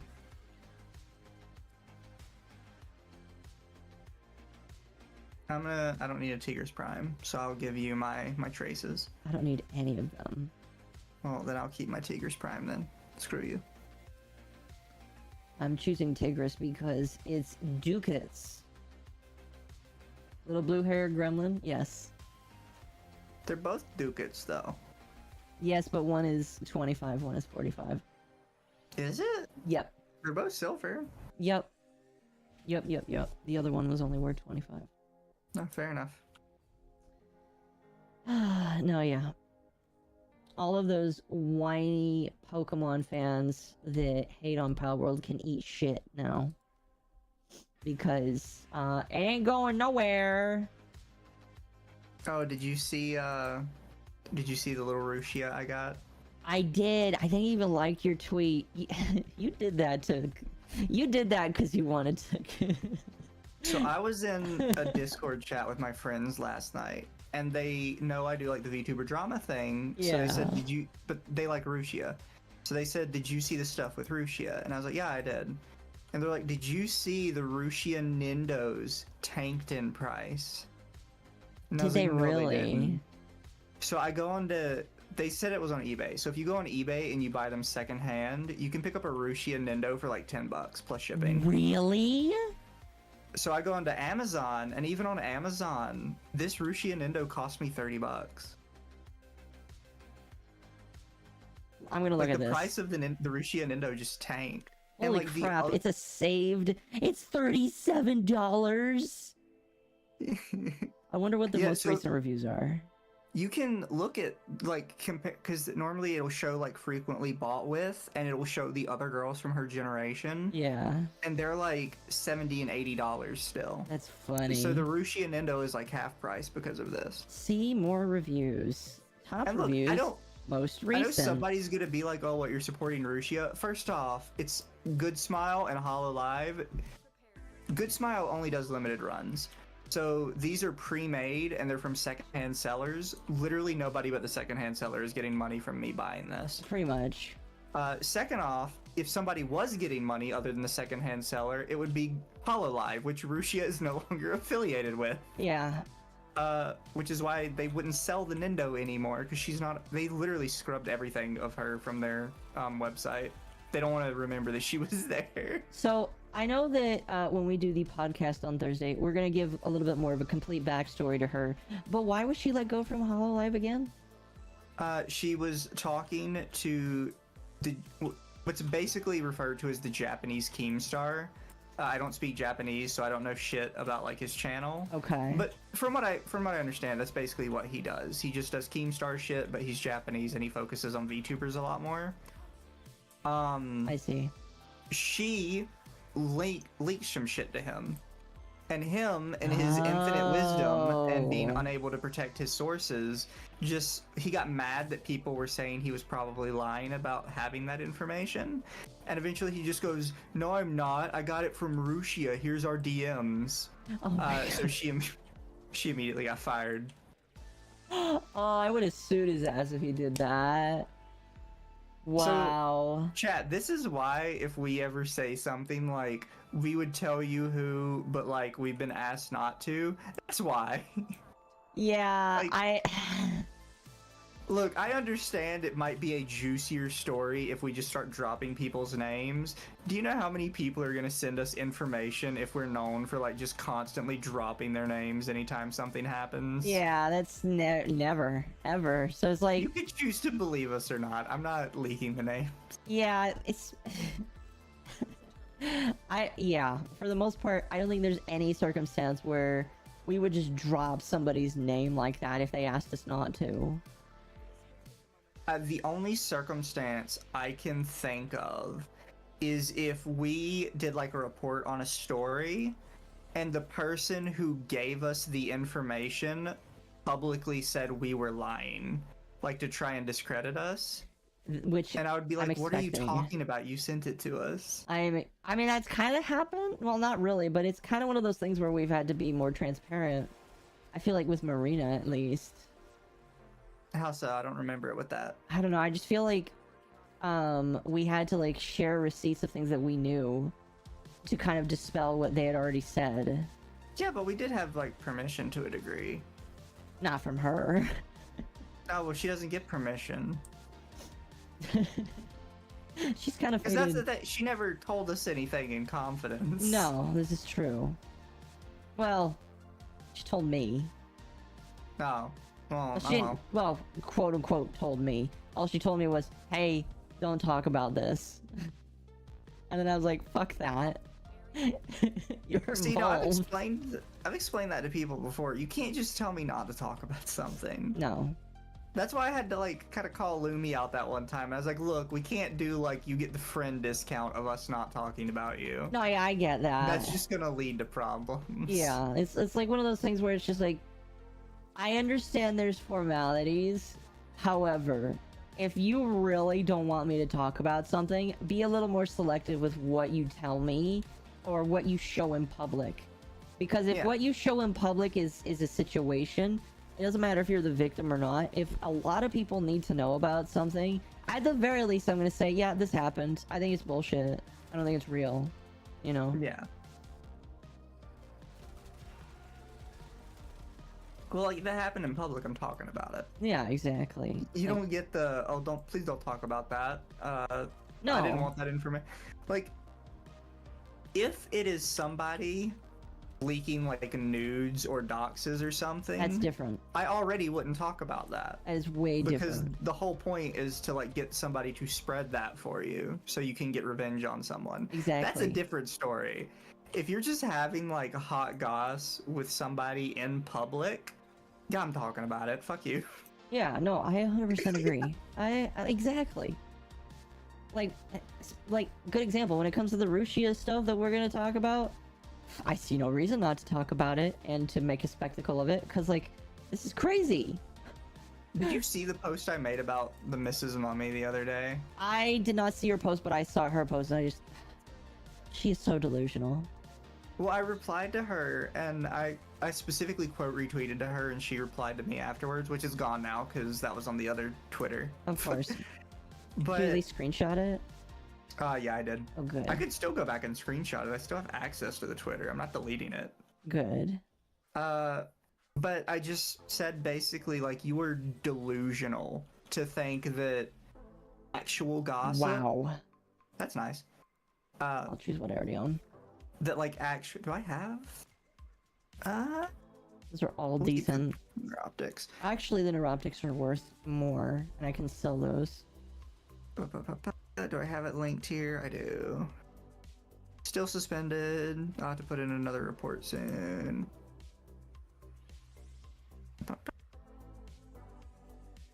So I replied to her, said, okay, and so in the nicest way possible, you are obscenely out of touch to try and say literal criminal activity is real drama and not couples arguing.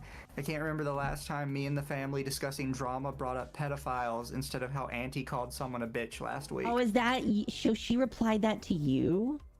I told her that. Oh, okay. And she sent back, I'm not defending the pedos. And I'm like, what the fuck are you talking about? Defending the pedos? Who said that? He said, I'm not defending the pedos or saying anything about anyone in particular. I said the real issues, like someone being a pedo, those are absolutely things that need to be brought into the open. It's like, okay, yeah, but those aren't drama. You know what I mean? It's like saying... Yeah, somebody being a pedophile should be brought in the open. Hold on a moment. To the police. Drama.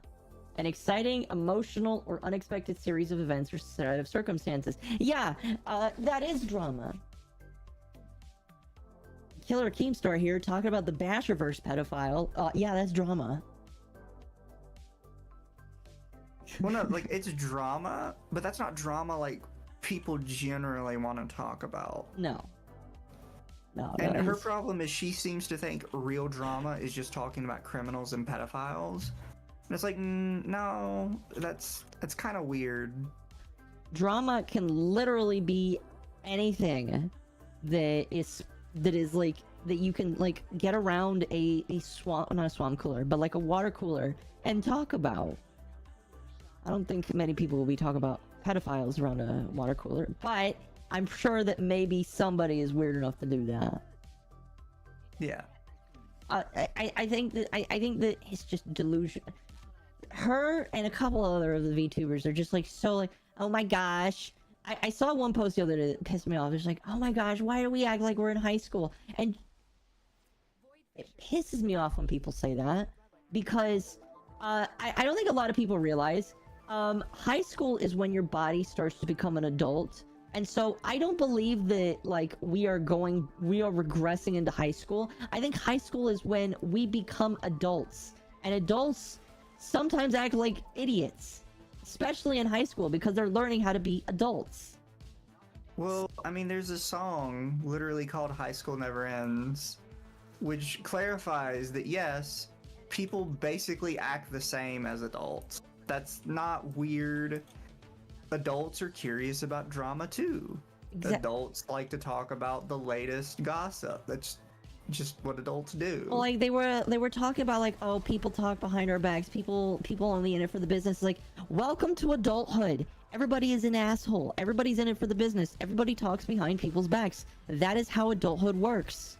If you're upset with that, sorry, you had to get off the train like 10, 15 years ago when you were still a teenager. Adulthood is all high school. And I don't feel like people recognize and see that. Yeah. I don't know. If I'm wrong, I'm wrong. But I just feel like people ascribe high school as like this big era that could be shut off. And it's just like, no, you can't shut off adulthood. Because that's what it is. Well, I've also kind of brought it up before, but like, there's really literally nothing wrong with talking about drama. No, everybody does it. They're just not willing to agree to admit to it. Yeah, you just want to be like high and mighty about it, but no, you talk about drama.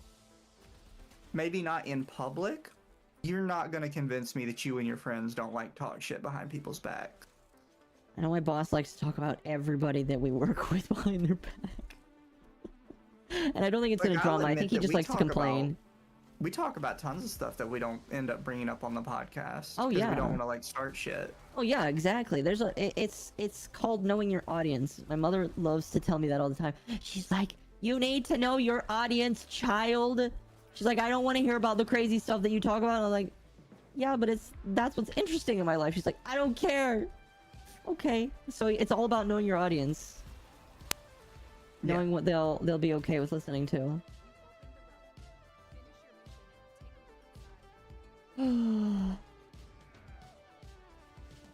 I'll just never get over the people that pretend like they don't like drama.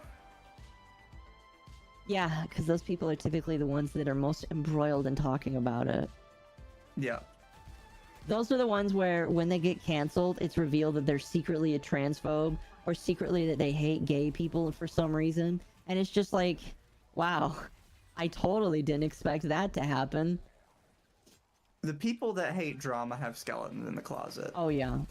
That's the reality. It is very much so the reality.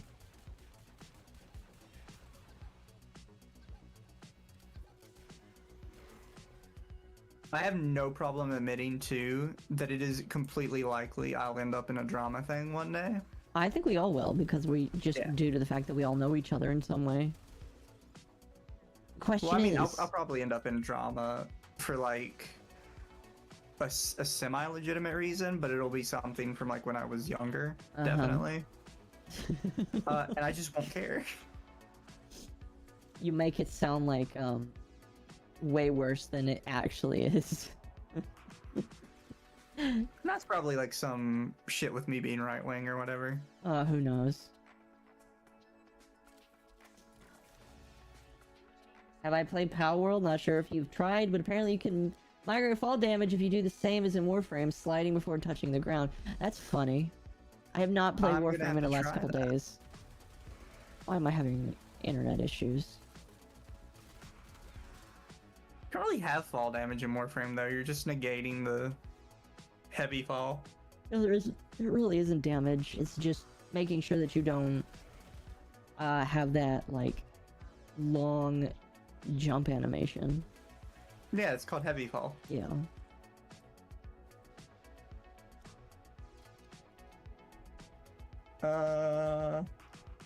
Whatever. I'll pick what I already own so it's easy to sell. And grapple the side of a wall before you hit the ground too? Yeah, but that's not as fun. Also, I don't like carrying around a grapple. Besides, if you're at the side of the wall, just grab onto the wall.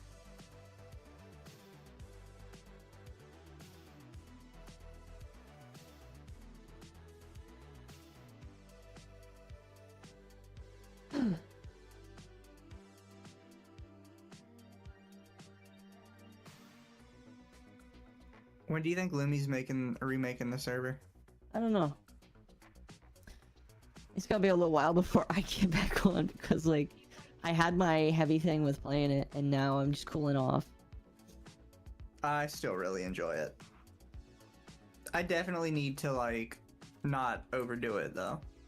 Cause you don't wanna burn out. Yeah. But I've mentioned that before because people ask me like why I'll play a game for a while and then I'll just stop. It's like because I know if I keep going I'm gonna hate it. Yeah. Well, I routinely take breaks where I'll take a day or two or maybe a week and just like play the minimal amount of Warframe possible to make sure I still do those dailies because I care about them. But yeah. Then I'll go do something else because I need a break. From playing gacha games, I've had to learn to not care about dailies. Because while you will, in games with them, you will progress quicker, I think they definitely help contribute to burnout. Oh, I agree. I agree. Because then you feel like you have to play every day or you're missing something. The only reason why I do it is because it's less because I want to like get reward. Well, it is because I want to get rewards, but it's because I want my furniture to be improved in this game. I have grown to the point where the only reason the big reason why I play, besides wanting to finish up all of the other things in this game, I want my orbiter to look pretty.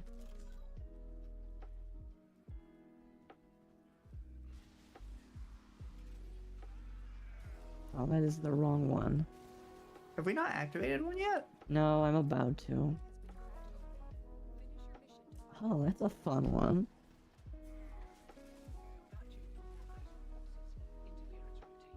Oh,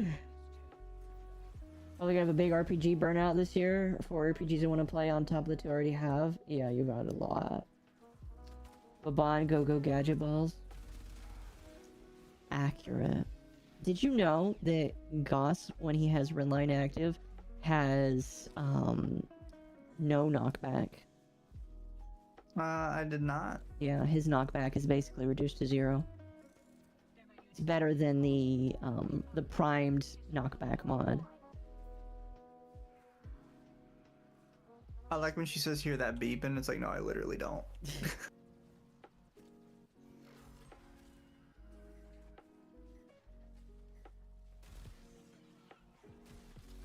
For a second I thought that, I understand what you meant, but for a second I thought you're like, oh, is that like a, I like when she said meme? Oh man.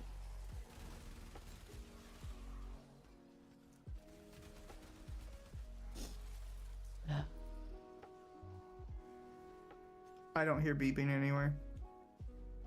I do.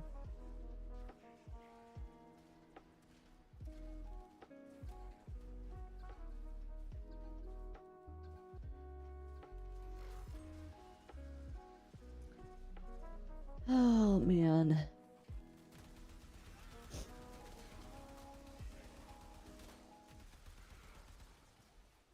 Last one. Yay.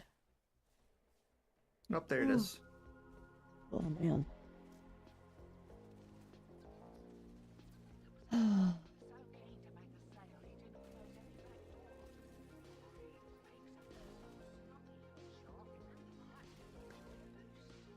so I've decided to work on this course because I have a year to complete this course I've picked up.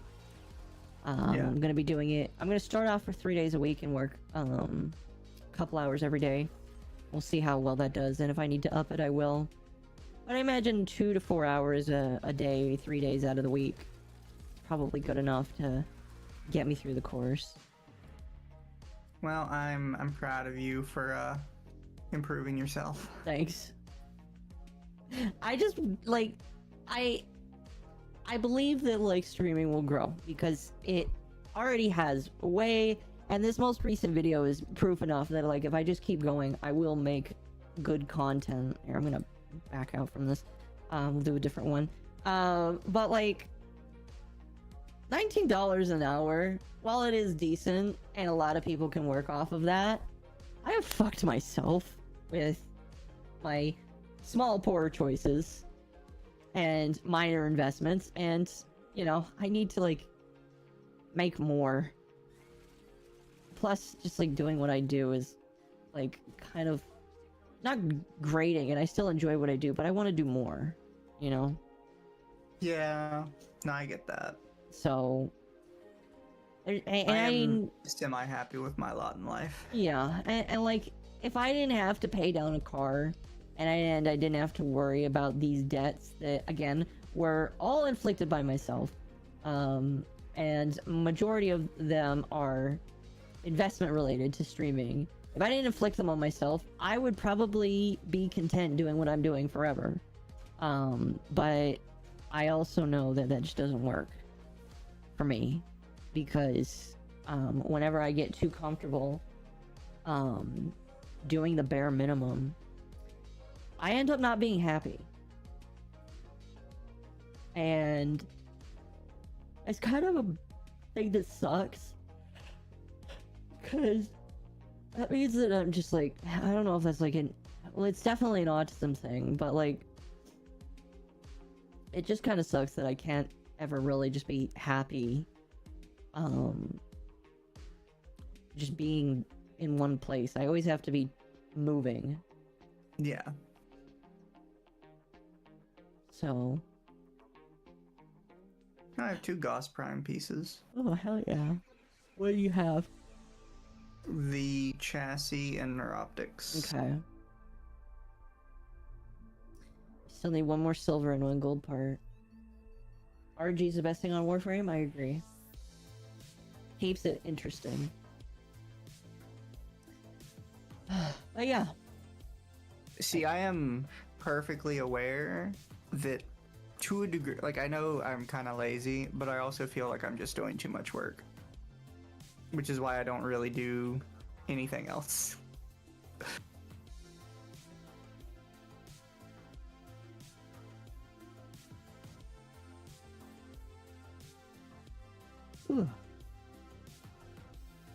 So I definitely don't see me on the back to school track anytime soon.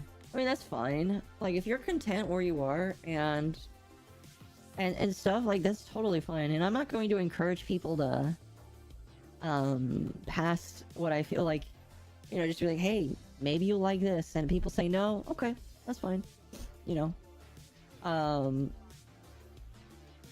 Okay, we did all choose one. But like, because I know that like that it is a failed venture to try and convince somebody to do something they just don't care to do, and I understand that. So like, if people are content doing what they do, being where they're at, great. I'll just keep my mouth shut if I don't feel like they are in the best place, but like, that's if they want to talk to me about it, you know? Yeah. I've had multiple people in my life. Some of them hate me now because I've observed that they are in depressive situations that absolutely suck ass. And when I attempt to tell them, hey, your life sucks ass, maybe you should improve it, not all of them like that. I can speak from experience that it definitely does not help. And I've had to like try and explain this to my mom sometimes, because her response to anything I tell her is always well, just, you know, go back to school and be better. And it's like, that No. It doesn't work. Well, it's like you have to want it. And that's the thing I have had to grow to understand with people. That people have to want to move from the place they are. Because, like, you know, there are people that, like, may not even be happy where they're at. But they don't want to move on. They're happy living where they're at. Even though they're really not happy, if that makes sense. Yeah. And so, you know, that's the thing that's, like, for me, it was difficult to learn. Well, it's a matter of most people who are depressed know they're in a bad spot. Yeah, I would say most They don't of them, have to be told that they're depressed. They're like, yeah, I feel like shit. And they, most of the time, like, you know you're in a bad spot and there are ways to improve, but you're not necessarily mentally capable of doing that. Or just wanting to in the first place. I think people use want in a weird way, though. Because it's not necessarily that you don't want to. It's that you physically just feel like you cannot. I do think it depends, but It's difficult to explain unless you've, like, had clinical depression. Mm-hmm. Well, yeah, and I've never had that. But I have been in a spot, I have been in a spot where I feel like, it's similar to that. Where it's just like, I don't feel like I can change it, even though I know it does need to change. I have been in that spot before. Which I do feel like does help me to assist people in, like, improving themselves. But again, they have to want it.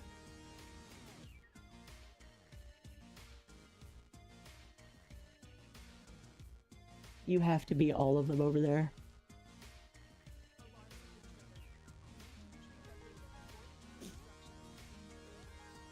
I believe in you.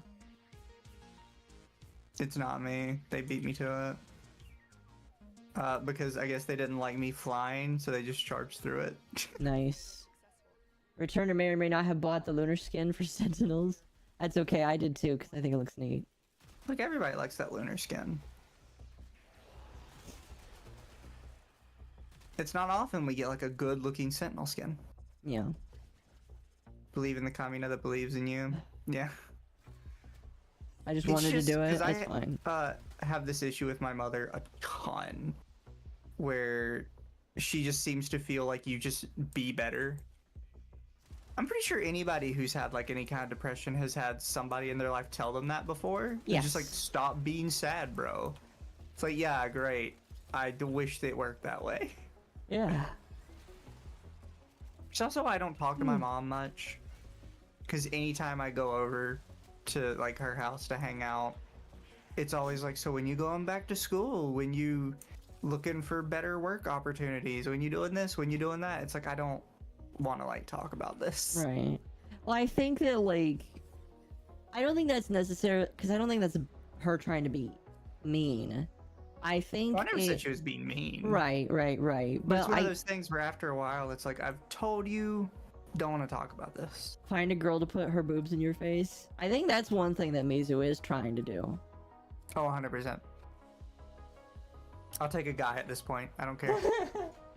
Yeah, I guess a guy can have boobs that he can put in your face too.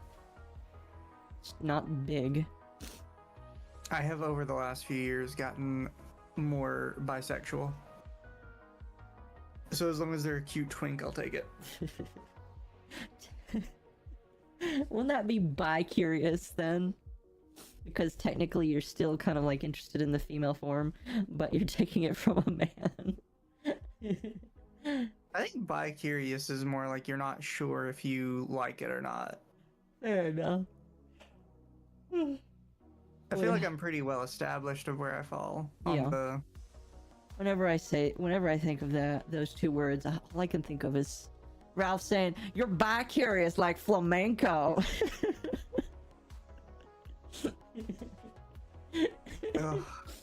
Boy, hello, falling in. Everyone give Mizu a hug, yeah. I could use one. Life be rough sometimes, chat. Oh yeah.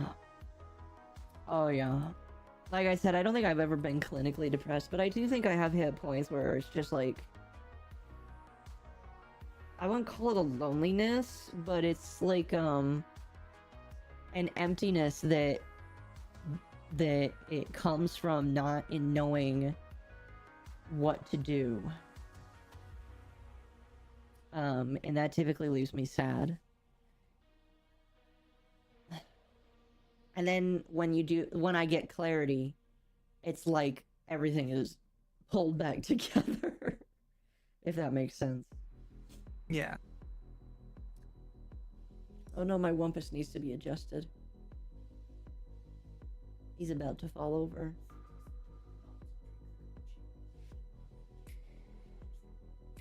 Like, before I did life coach stuff, I had this like lack of clarity because during the pandemic, because before the pandemic, I was okay with what I was doing. I know my mom was not, because what I did before is I did full-time armed security.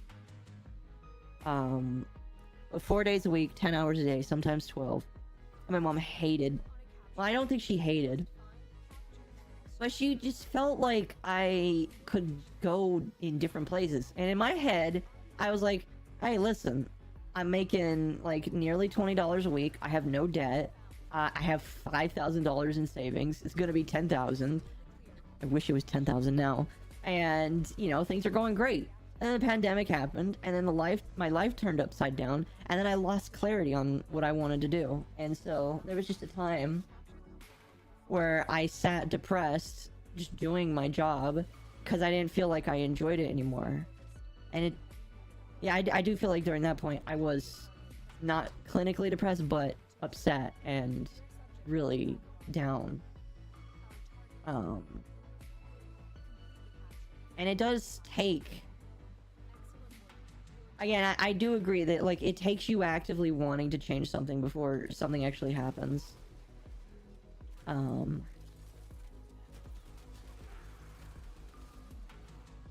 Well, then there's also the matter of the more setbacks you have in, like, the process of trying to fix yourself, when you have, like, a depressive spiral, it makes it harder to get out of it. Yeah. So, like, I actually did go through when I was trying to look for a better job, and I got something that should have been kind of in my field, right? That I would like to do. Yeah. Which was, like, tech support. I ended up getting on, like, a tech support for Apple. And I got to stay at home because it was a work-from-home job. And I got to choose, like, between, like, very varied hours. So I could kind of do a little bit of whatever I wanted. And I lasted in that for a month before I had, like, a total mental breakdown. Yeah. Well, it is Apple tech support, so I kind of understand that. Well, something you don't think about till you get into it is that people call tech support because something went wrong. Yes. Yeah. So nobody you talked to was happy to talk to you. Everybody was, from the jump, upset. At absolute best, they were upset. Yeah. Which reminds me of all the times. Because, like, I think to myself, man, I talk to Temp way too much about tiny little things. But if I talk to him about these tiny little things occasionally, just imagine how many times, like, other people.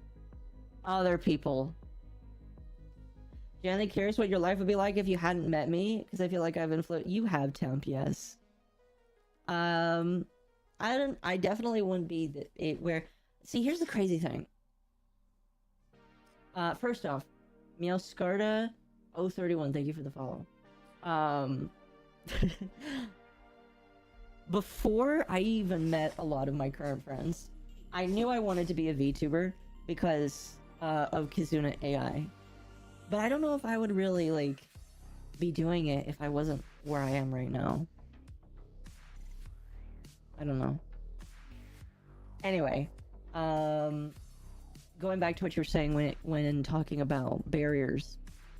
How much of the barriers do you feel like are actual barriers, and how much of it do you feel like can be excuses for just wanting to stay in a position?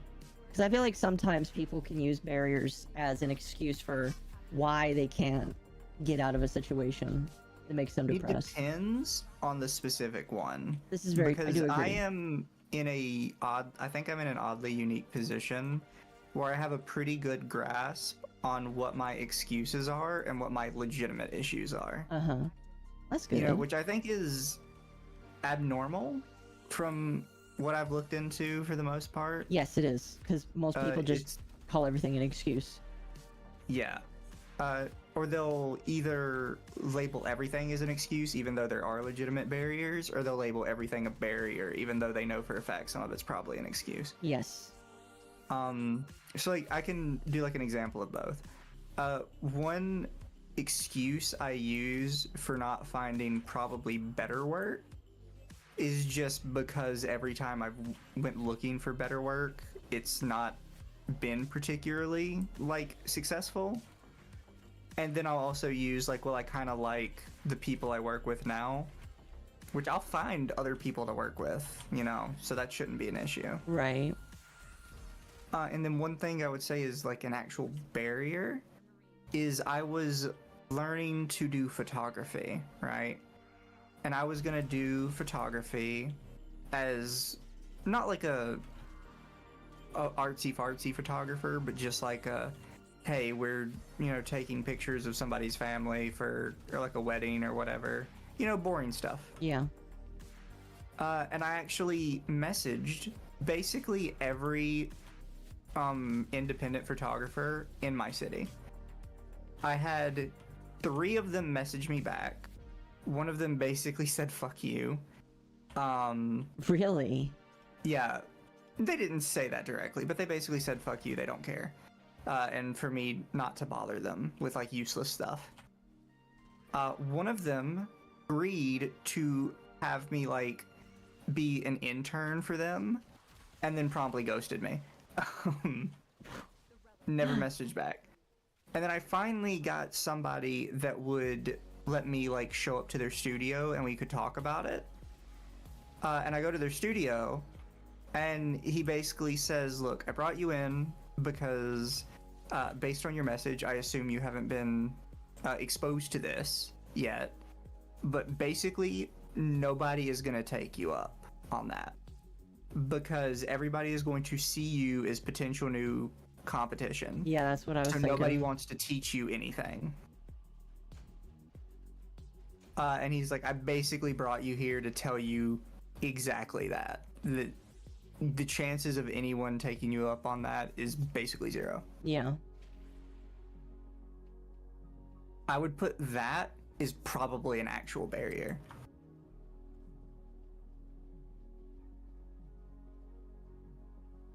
And at least without someone guiding you through it, that is something that could keep you from moving forward with it.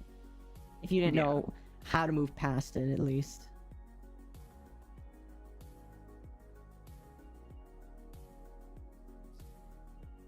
Basically got just a big old middle finger on that one. Yeah.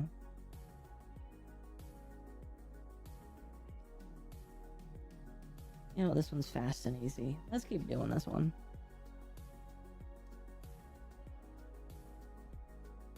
My software engineering career is basically gone now. I'm sorry to hear that. Anything having to do with computers. Not anything having to do with computers, but specific jobs having to do with computers. Don't go for them anymore. Yeah. I don't mean to be mean to people, but don't go for them anymore. Also, don't go to school if you want to do journalism. Man, that fucking tweet pissed me off. Oh, drama people aren't journalists. It's like, yes, I fucking am. I pick up a camera, I can talk into it, I researched. Sorry, what were you saying? No, I was gonna say, we were talking about this in the chat the other day, but I would genuinely be happy just being somebody's secretary. Yeah. I would doll myself up every morning and just sit at the desk, make calls, try and get people in the office. You put on makeup, spike up your hair a little bit. Yeah. That's my dream position. Yeah. As long as you made enough to live in your Yeah. 1-bedroom apartment with your hot anime waifu. Sounds like you really want to just live in Japan. A little bit, but I don't want to work myself to death like that. No, I wouldn't either. I would only live in Japan if I didn't have to work myself to death. Yeah. I would have to like research how Now, much, like how many hours you actually have to work to make a livable wage in Japan on like Yeah. a regular job. oh yeah. Because some of it I wonder is how much of it is livable wage and how much of it is just culture. Oh, I agree. I 100% Because when you agree. hear about like the shut-ins in Japan, the hikikomori stuff, you have to wonder like how do they afford to live like that, right? Yeah, because it's not like an anomaly. It is a normal thing. It feels like because it would only be an anomaly if they didn't have an issue with their birth rates, which they are. They're having a massive issue with their birth rates, and they're having a massive issue with people just not interacting. So you have to wonder, how is that working?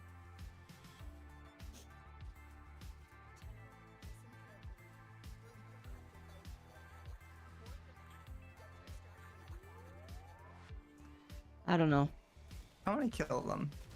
I have a friend who said he's going to Japan for 2 weeks. He's gonna take up a job then eventually and become a English teacher. Or are they already dead? Yes. Is that what I got the BRAC receiver from? Yes. I have so many BRAC receivers.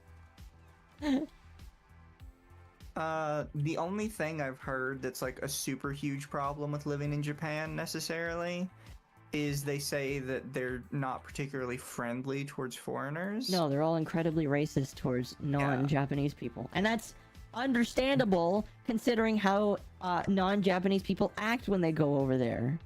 Yeah. But I was kind of the opinion when I saw that, I was like, is that really gonna like turn me off though? Because Probably I kind of like am a keep to myself person anyways. So am I really gonna be like super upset that whenever I go to a store they don't want to make small talk with me because they don't like me? You Yeah. know? Like I think I'm gonna be fine.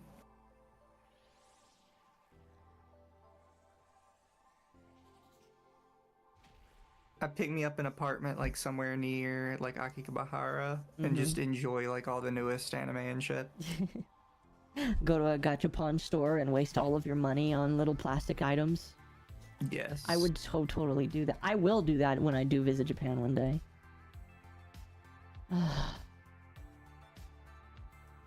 That's the dream right there.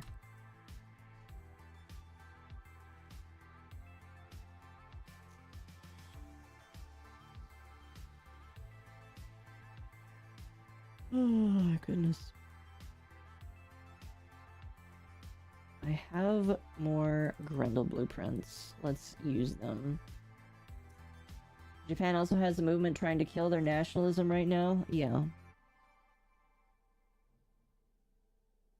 Spend the days on maid cafes. I'm sure that would be very interesting. I don't know. I just thought about it. Maybe they need plumbers because they have so many earthquakes. Maybe they've got burst pipes everywhere. They need people to repair shit. Who knows? How many weeks are in a year? Although 56. How do you know that off the top of your head? I don't know. It's just in there. Also, it's 52.143. Oh, is it not? Really? Yeah. So, I just Googled it. Oh. The average annual working hours of a person in Japan in 2022 was 1,903. If you divide that by 52, how many weeks are in a year? That's 36 hours.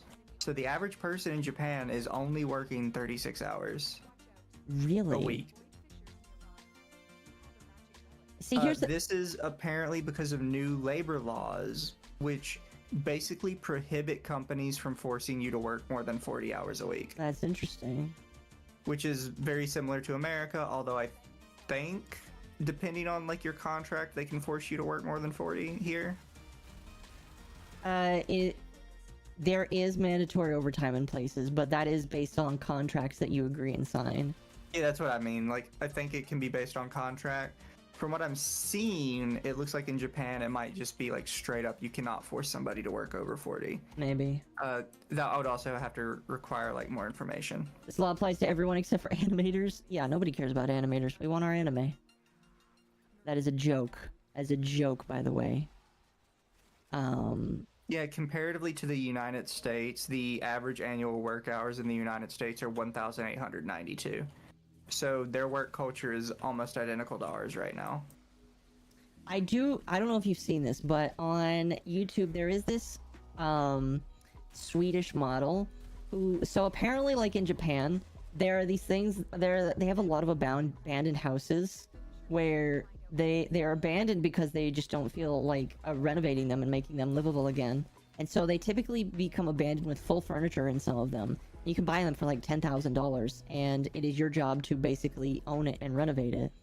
And so, I don't know. I've seen some people saying that like if you want an easy house in Japan, just buy a house needing to be renovated and then spend $40,000-$50,000 to renovate it. Is this your way of telling us that we're gonna become famous streamers and then we're gonna go buy a streamer house in Japan? I mean, like, that would be an interesting idea. Because, like, here's the thing.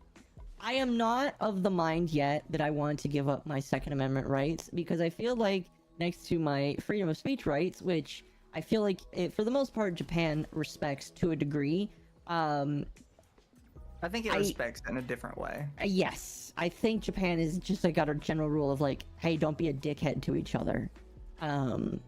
Which I can definitely respect and agree with. But,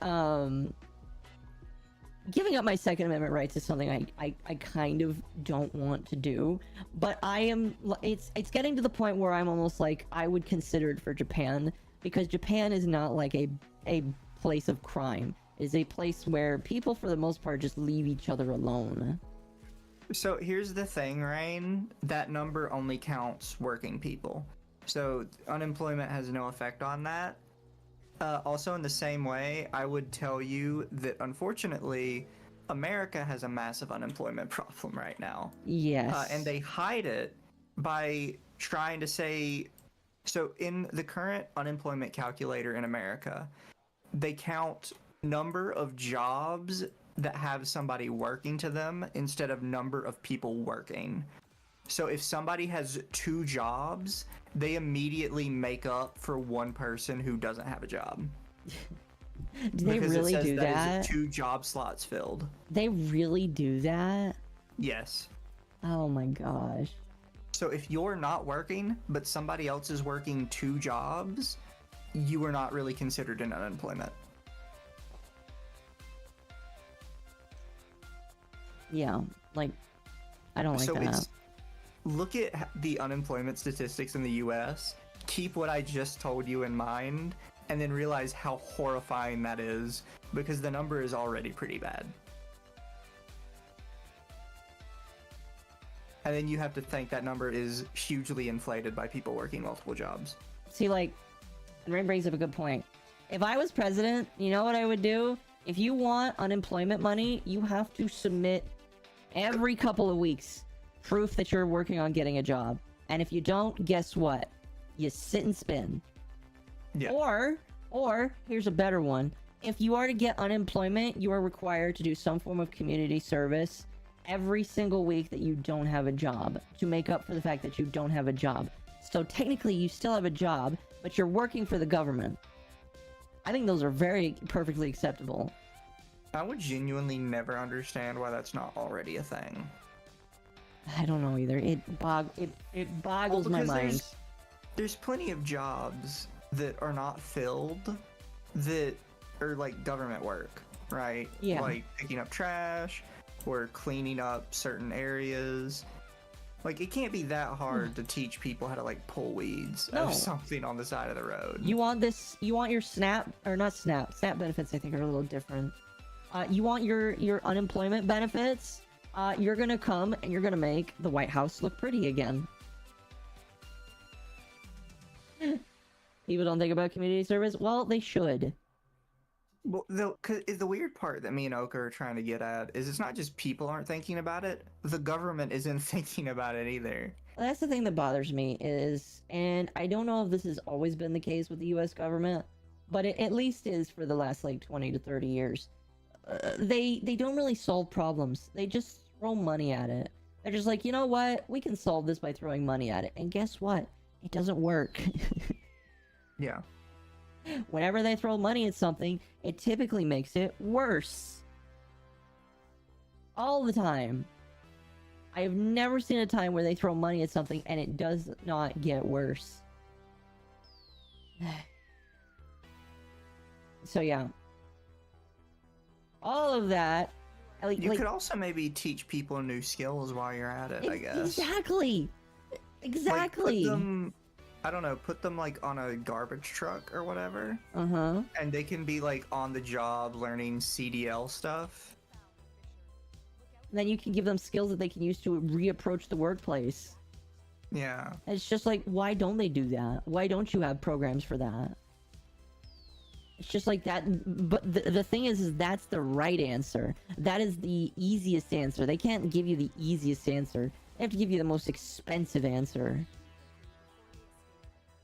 Excuse me. I mean, it's one of those things, like, I don't want to be presumptuous and be like, I understand government better than thousands of years of people who have done it. But it's like, I don't understand why we can't put requirements. Well, we can't, like, make more socialized stuff, but put heavier requirements on that socialized stuff. I mean, here's the thing. You do understand it at the same level as all of the other people who have done it. You just understand it better than the people that are currently doing it, because the people that are currently doing it only have it in for themselves. That's the thing. You know exactly how you would fix it, and that's why you're not in charge, because they don't want that. Sorry, I don't mean to throw conspiracy theories out there, chat, but, I don't like to be too doomer about things. I don't either, and I typically don't, but, like, that's why I try to avoid politics, because it makes it difficult to do.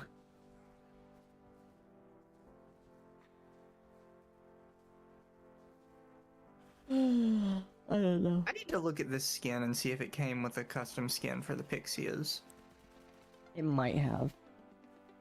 Either way, the skin is fucking baller, and I love it. Yeah, the robot skin's pretty nice. She has a sentient skin that looks good too. I am a fan of kind of robot skins, I guess. Mm-hmm. And the, what are they called? Baruch? Not Baruch. Baruch's a frame. God, why can't I not remember? It's the skin line that's based off the Grenier. I know which one you're talking about. Yeah. But it, like, all of them have, like, that really weird Grenier feel. biomechanical look to it. Grax. It's a Grax skin. Grax, yeah. Yeah. I think Grax are probably one of the better skin lines. Which, by the way, wish they would do more skin lines instead of just one-off skins. Well, the Grax Like, skins are, a collection. the Grax skins are made by not DE. Yeah. That's why. I think there's some that are made by DE now, though. I have yet to see one. Let's see. Nope, you're right. They're all Tenogen. They all look really good, too. I just wish they would do more. God, the Vauban Grax skin is great. Yeah. They're all really He gives him good. like a little skull helmet. They're all amazing. And I feel like DE could do a skin line similar to Grax. Like, I don't see why not. I think it would be cool.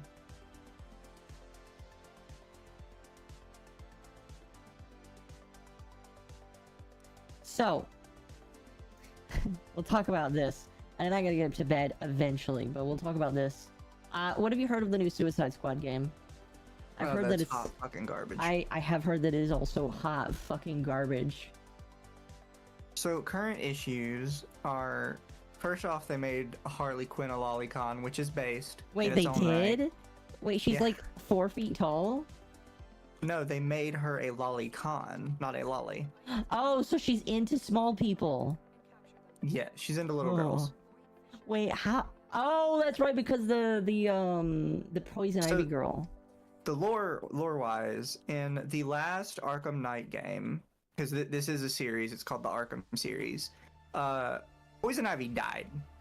Right. It's hinted that she's not fully dead because it shows like a flower growing where she died. Right. And for anyone who knows Poison Ivy is legitimately just a plant now. She's not even human anymore. So she can basically regrow herself as long as a small portion of her is still alive. I think they're called cuttings for plants. Clippings or whatever. Yeah, clippings. So in this game, she is alive again. And when they find her, she is a small child. And Harley Quinn at first is surprised, but then she just keeps like going down the whole thing, talking about like, oh, you know, you and me forever, you know, all this stuff. And it's like, okay, so, you know, she's saying this, and technically Poison Ivy is a child. This is something you guys would be super against if it was an anime. Yeah. 1000%. Yeah, that's like, I feel a little bit, because here's the thing. In anime, it kind of removes the feeling of, because like it's way more cartoony than like things like Warner Brothers and Western comic, because Western comics have a little bit more People have shown realism. before, anime girls are based off like cats. Their facial structure is modeled specifically out of cat. Exactly. But when it comes to Western stuff, it feels like there's a little bit They're more modeled off realism. real people. So when you're looking at that, it's like, okay, that feels weirder than like than Lolicon, because at least with Lolicon, they don't even look real. But in this, it looks like she's saying it to a real kid, and that makes me feel really weird. Yeah, Oh man. Because if you look at the Poison Ivy model, she looks like somebody's child. It feels. I've super seen the awkward. pictures. She doesn't even have her original. Oh, that makes it even worse. Yeah, she says something about like my pheromones recognize you, but then they keep going down the conversation, and she genuinely does not know who the fuck Harley is. Oh my gosh. But it's one of those things where like it feels really strange, especially when you know the people behind it would look at like a lolicon anime and be like, that's degenerate and awful. Yeah, like. Fuck. Another complaint that's come up is every time they kill one of the Justice League members, they just like blatantly disrespect them. Yeah. So this is something, if you weren't into comics, you wouldn't really know. But there is some level of respect between most of the villains and their heroes, right? Yeah. Like, Lex Luthor is constantly trying to kill Superman, but every time Superman has died, Lex Luthor has shown up to his funeral to pay respects. Right, because yeah. Every time Batman has died, all of his villains have like mourned him to a degree. There's several points where specifically Mr. Freeze has said that if somebody killed Batman, he would go out of his way to avenge Batman. Yeah. I really don't want to buy this game. Like, if lolicons are even saying that it feels weird, you know there's an issue. Well, because I saw the scene where they kill Batman. Yeah. Spoilers, in Suicide Squad Kill the Justice League, they kill Batman. Who cares? Flash's villains like Flash. Oh, Flash's villains love him. Flash is almost better than Batman at rehabilitating his villains. Yeah, the Flash is really wild. nice to some of them. He's like, hey, buddy, let's take you home so you don't relapse like last time. I don't have to kick your ass again. But you can tell it's made by people that hate comics, because they have Harley Quinn shoot Batman, and she pulls the same tired line that everyone who hates Batman comics does, of all you did was beat up on mentally ill people, so you deserve this. And it's like, what the fuck is wrong with you? I don't know if I've said it before, but I genuinely hate these people that make video games these days. Like, besides a select few people, DE included, I genuinely hate all of the Western audience that makes video games, because they are genuinely horrible people that have no idea how to make something. Yeah. All they know how to do is take a property or an IP and destroy it. They don't know how to do anything with it. That is not how Harley Quinn works. Yeah, people have also opened up some questions now because with Batman, she says that and she shoots him in the head. With Flash, I don't know exactly how they kill him.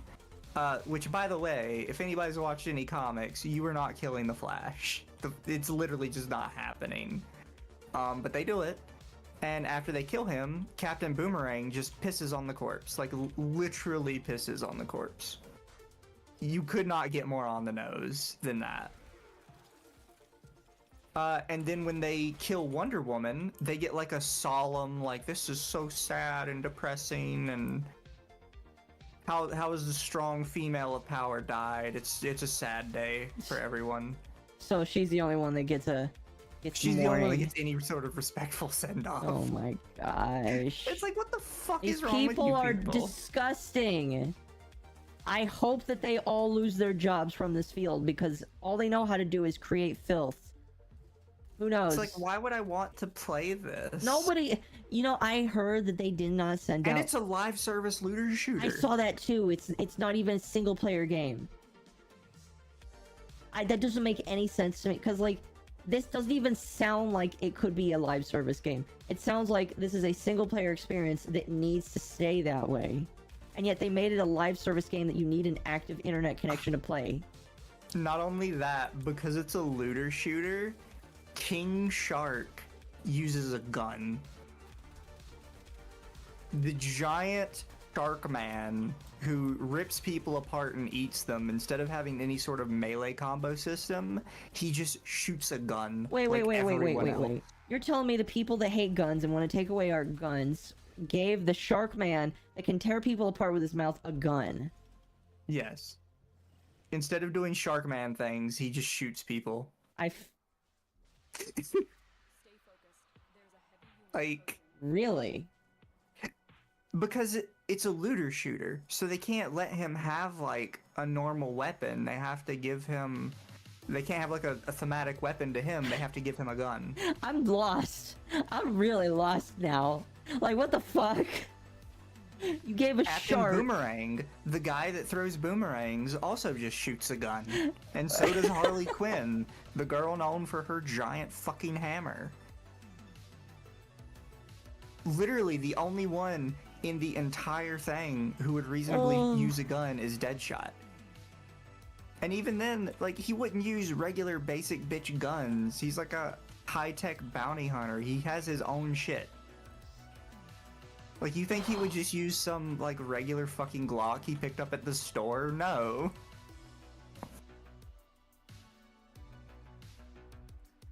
You know, people get depressed when there are tech layoffs.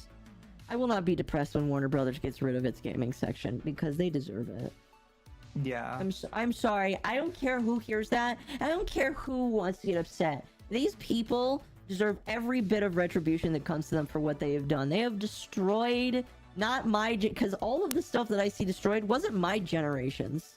It was the last generations. They are destroying the last generations. I don't know if it's out of spite. I don't know if it's because they feel like it's funny, but they deserve to, like, not be employed for spitting on the legacy of things that they did not make. Yeah. Also, turns out Dex Pixia did get a skin with it, and it looks pretty cool. Nice. Diwata did as well. It is a giant laser sword. Is it even Warner Brothers Game Studio? This is Rocksteady. Well, I hope Rocksteady loses all of its employees. I hope they realize that the shit game that they made, because I heard that they didn't sell out review copies. Nobody got to review this game. And the people that did get to play it early could not leave reviews. So the only way that you would know that this is a shit game is after you get it. Yeah. So I hope that these people are inundated with returns. People were so upset with it that they were leaking it early. Good. Like, they were just like, obviously they were doing it secretly on like 4chan and stuff, where they would just leak video of it and just be like, here it is, I fucking hate this. I would too. This is horrible. Like, here's the thing. Do you want to survive? Then don't make a shit product. Because guess what? Your shit product doesn't get bought. And if you try and trick people to buy it, guess what? They will return it. They will refuse it. They will tell the bank that they got scammed, and guess what? The bank will side with them. Maybe. Depends. Is it But yeah, Rockstar like, suing Rocksteady with having an R in their name? Who knows? There was Rockstar did try to sue somebody for using an R in their name, and everybody thought it was stupid. The sad part, Because it is stupid. it's in the Arkham universe. Well, the Arkham universe probably was dying down anyway, so you can just pretend it doesn't exist in the Arkham universe. Well, that's another thing that really upset people. The last game in the Arkham universe before this one, they just had Batman, like, hang up his shit and be like, I kind of want to just live a normal, happy life. Everything's kind of done. We've sort of solved a lot of the problems we were having. Yeah. And then they made this game. They brought him out of retirement with no explanation, just to shoot him in the head. Wasn't this also like the last performance of a voice actor Kevin that died? Conroy. Yeah, Kevin Conroy is dead now, isn't he? The Batman. The Batman is gone, and this is his last performance. I hope Kevin somebody gets the rights to Conroy- his AI so that people can make better shit than this. Because that is a disgrace. Do you know, like, the story behind why Kevin Conroy is the Batman for a lot of people? I do not. Kevin Conroy voiced Batman in Batman the Animated Series, Yeah. which, for a lot of people don't know, is almost every modern incarnation of Batman villains, at least like the mainstream ones, comes from Batman the Animated Series. In iterations before that, they were just like all over the fucking place and they had no real like purpose to them. Yeah. After the Batman the Animated Series, a lot of them got like hard defined traits to them. Like Mr. Freeze used to just be some dickhead who froze stuff. Like there was no purpose behind anything he did. With Batman the Animated Series, he became like this tragic character trying to save his wife and all this other stuff going on in his life, and he became a lot more nuanced. And they did that with a ton of villains. Obviously, they didn't really do it with the Joker. The Joker has always kind of been just like the anti-Batman. Uh-huh. They had a really good version of the Joker with Mark Hamill, but it was still like kind of there. Yeah. Conroy's final words in the game were, "Are you finally done with this pathetic stand-up routine?" Yeah. You know what? I feel like that's a little bit redeeming. I just can't stand it. I hate the game so much. I hate everything it stands for. I hate everybody that made it. Me too. Not everybody. Like, some of the people in it obviously Don't probably deserve cared. it. You know. Have I ever made Shade Prime? I don't think I have. Shade Prime is came out with Hildren Prime. I need the Carapace. Oh, all I need is the Carapace. Squad Crash, no, we are gonna be done here in a few minutes. I just wanted to say my final goodbyes here soon while we finish talking about this crime against humanity. Again, like I do not advocate for hate against people, but I hope that these people learn financially that they did a bad thing. Like, cause like here's the thing, when I screw up at work, I get written up. If these people screw up, they get praised. That's not right. I do believe that there is a reckoning coming for multiple different people where if they act like this, they kind of need to learn, in my opinion. They just need to learn. And if they don't, well, eventually they're just going to sink their own company. And nobody will ever make anything related to that series again. Oh well. Yeah. DC is garbage anyway. They haven't done anything but disgrace Superman for years. He's made Captain America of DC and he's killing people left and right. Yeah. I don't know. They've been really obsessed with evil Superman. Y'all playing Power World much lately? Yeah. They've tried to capitalize off of Marvel, and I just don't think that that's what they're gonna... Like, if DC wants to do something good, they need to actually not try and do what Marvel is doing. Or if they do want to do what Marvel's doing, do it in their own way. You know? Well, they also just need to understand, like, what their characters work with, right? Like, you can do kind of dark and gritty with Batman, because it's fucking Batman. Yeah. You can't do dark and gritty with Superman, who's literally called the Boy Scout. You know? Yeah, no, I know what you mean. You can maybe do dark and gritty with Wonder Woman, mostly because her entire culture is just like a sexist hellhole.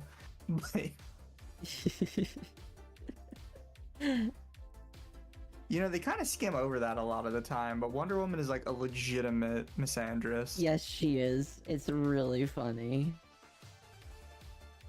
It's really, really funny. I don't know. I feel like I could talk for multiple hours just about how upsetting the current landscape of entertainment is, because it's all people that like have admitted they don't give a shit about it. They just want to ruin it for themselves. That's all it is all these. I have not seen a legitimate person say, yeah, I'm actually here to try and improve things. They all want to destroy it. They all want it to burn. And well, they all want to talk about changing it every single time. It's, oh, I could do it better. It's just like, no, you can't. No, you can't. You can maybe add on to it something that's nice, but you can't come in here with the mindset that we're gonna do it better. No, because all you're gonna do is piss off the people that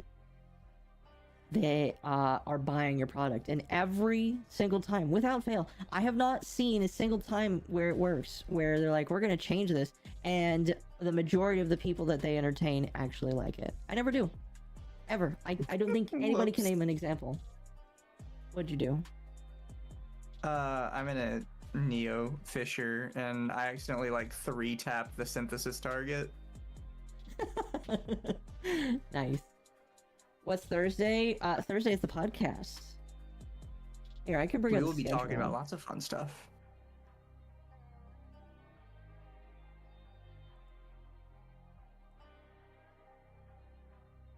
We do the Under the Tea podcast every single Thursday.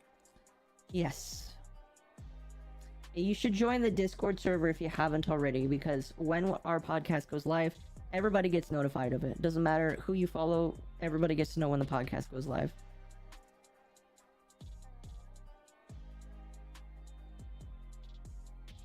You're the only black VTuber. Well, I'm not a black VTuber though. That's the thing, Lolly.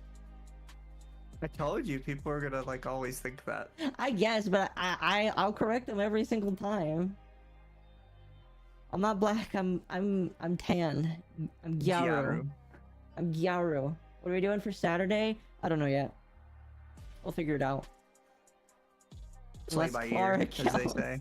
Isn't Clara the elf VTuber? No, you're thinking of Ilara. Lara. Oh, who's Clara? Clara is the little girl in Honkai Star Rail who walks around barefoot. Oh, right. I'm not. And everybody is obsessed with her walking around barefoot. Yeah. No, Lolly, I'm not. I am tanned. Anyway, this is the schedule. It typically doesn't change unless there's a special game day happening. Anyway, it is midnight. It's past midnight. Wait, you're not black?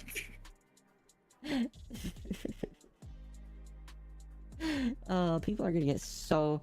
I'm waiting for the day. I'm telling you, you're getting canceled for that one day. Probably. I don't care. I don't care. For blackface or something. It's not blackface. People are gonna call it that, but it isn't. You gotta get upset at a whole lot of Asians before you get mad at me. Sorry. They do. The more you know. Have you never seen those guys get mad at it? They hate Gyaru. I have not. I have not. They like proper despise it. They must be a lot of whiny white people. No, they're black. They're black VTubers. Well, the same ones that get me banned all the time. You probably think of a couple of names, but I'm not gonna say any of them. Evan. I don't like him, so I really don't give a shit. He's gonna go to Japan, by the way, next week. How is it that he hates Japanese culture and yet he's gonna go to Japan? He's gonna encounter a Gyaru on the streets and like literally shit his pants because he's not gonna know what to do with himself. Probably. Mix? No, I am a person with white skin that has tan.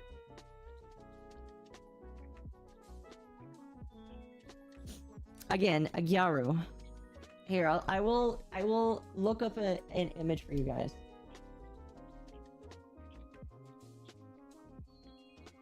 Some people are gonna be very like taken back by this.